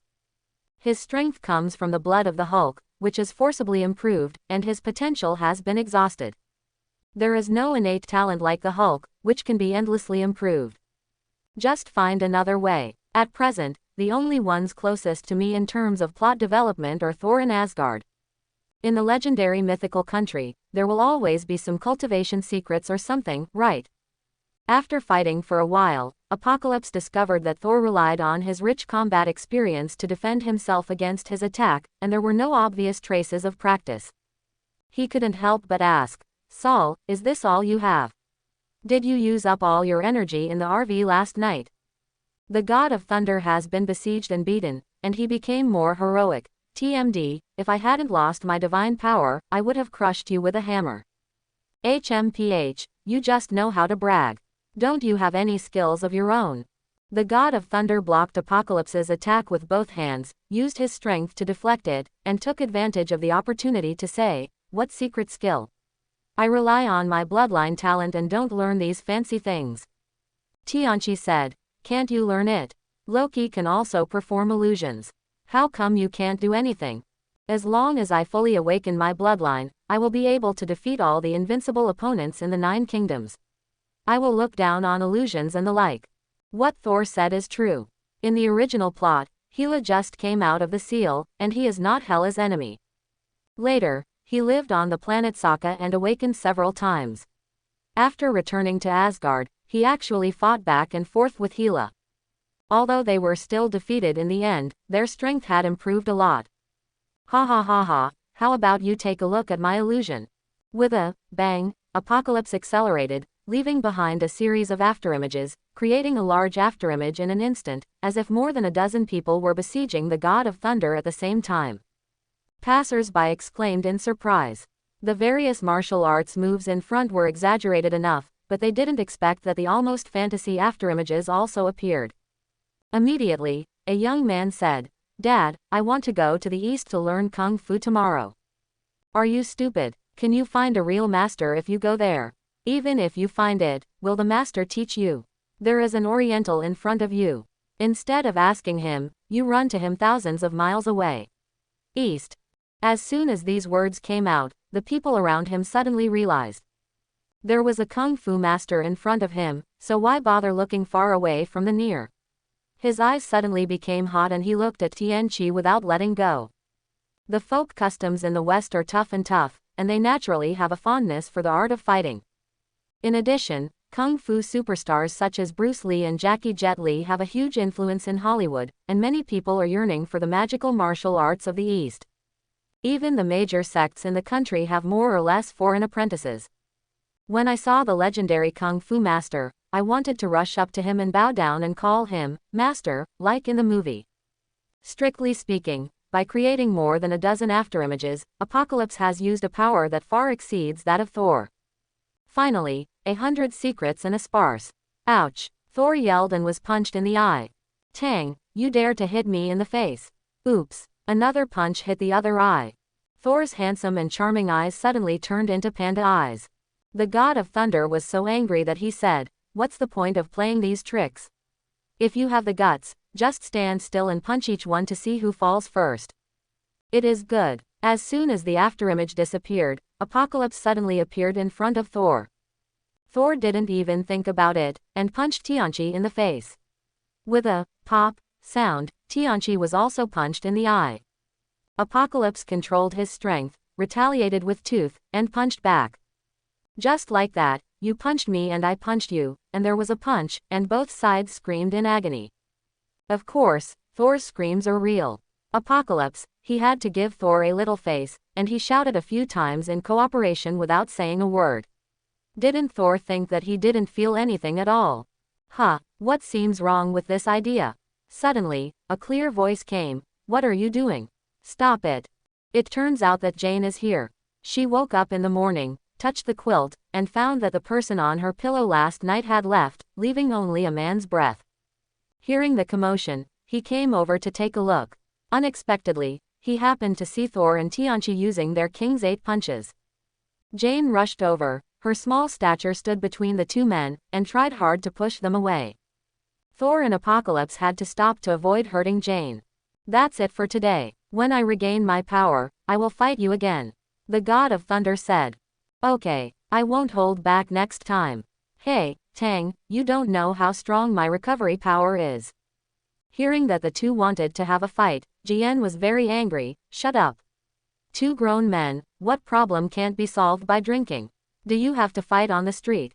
Yesterday she disliked the two men drinking, but now she wished they could get drunk until they were drunk. The God of Thunder said carelessly, "Woman, you don't understand." This attitude made Jian's teeth itch with anger. We just slept together in the same bed last night, and now that we wake up, we feel that we are too busy. No wonder that in Thor 2, when the two met again, Jane slapped her in the face. She really didn't understand women's hearts at all. But seeing Thor's eyes black and blue, and the corners of his mouth bleeding, Jian was greatly distressed and couldn't help but turn around and give Tianqi a fierce look. Tianqi spread his hands. Jane, don't look at me like that, Saul is happy. You have never fought, so you can't experience the joy of fighting. Once you have fought, you will fall in love with fighting. Lei Shen nodded in agreement, feeling that it was a good idea to have Tang as a friend. Jane angrily said, I will never fight in my life.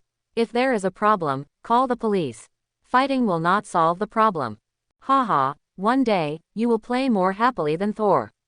Apocalypse affirmed. He was so angry that he simply stamped his feet. No, no, no, no, I won't hit anyone except you. Tianqi chuckled and stopped annoying Jane. When Jane becomes the female Thor, she will be more skillful than Thor in wielding a hammer, and her beating skills will be so joyful that she cannot relate to the quiet, novice like Jane now. Jane helped Thor into the bar and carefully treated the wound. The god of thunder clearly looked like he was enjoying it, but he deliberately cried out in pain from time to time, which frightened Jane into becoming even more gentle. Then Chaobi provoked Tianqi with his eyes, as if to show off that he had a beautiful woman in his arms. Apocalypse shrugged. This guy Thor is really uninteresting when a man competes with a beautiful woman. When your Black Widow comes, you have to sprinkle some dog food on him. The injuries on Tianqi's face were all fake. He deliberately controlled his energy and blood so as not to recover so quickly. He didn't bother to deal with it anymore. He ordered a beer mug of strong liquor and tasted it slowly. Before I had 2 sips, a group of people rushed outside the door and shouted, Master, please accept me as your disciple. I want to learn Eastern Kung Fu. A group of people were in a mess, making Tianqi's head hurt. Shut up. I don't accept disciples. If you make any noise, I will throw you out. The crowd fell silent. It is true that Tianqi's fancy martial arts just now was too scary and majestic in the eyes of ordinary people. Some people who had just come to join in the fun immediately backed down, and the crowd suddenly shrunk by more than half. However, a young man said, Master, I am willing to pay the tuition. I am willing to give you any amount. Do you think I'm short of money? How about I give you money and don't bother me? Ah, the young man didn't know how to respond. Yesterday, everyone knew that Tianqi threw a roll of $100 bills and invited the entire bar to drink. He might be richer than everyone present. Of course, Tianqi said he was giving money, but no one present dared to really ask for it. Master, if you don't accept me, I, Ron, will kneel here until I die. The young man knelt down with a snap. Tianqi took a look at the young man named Ron. He had a white face and red cheeks, and golden curly hair.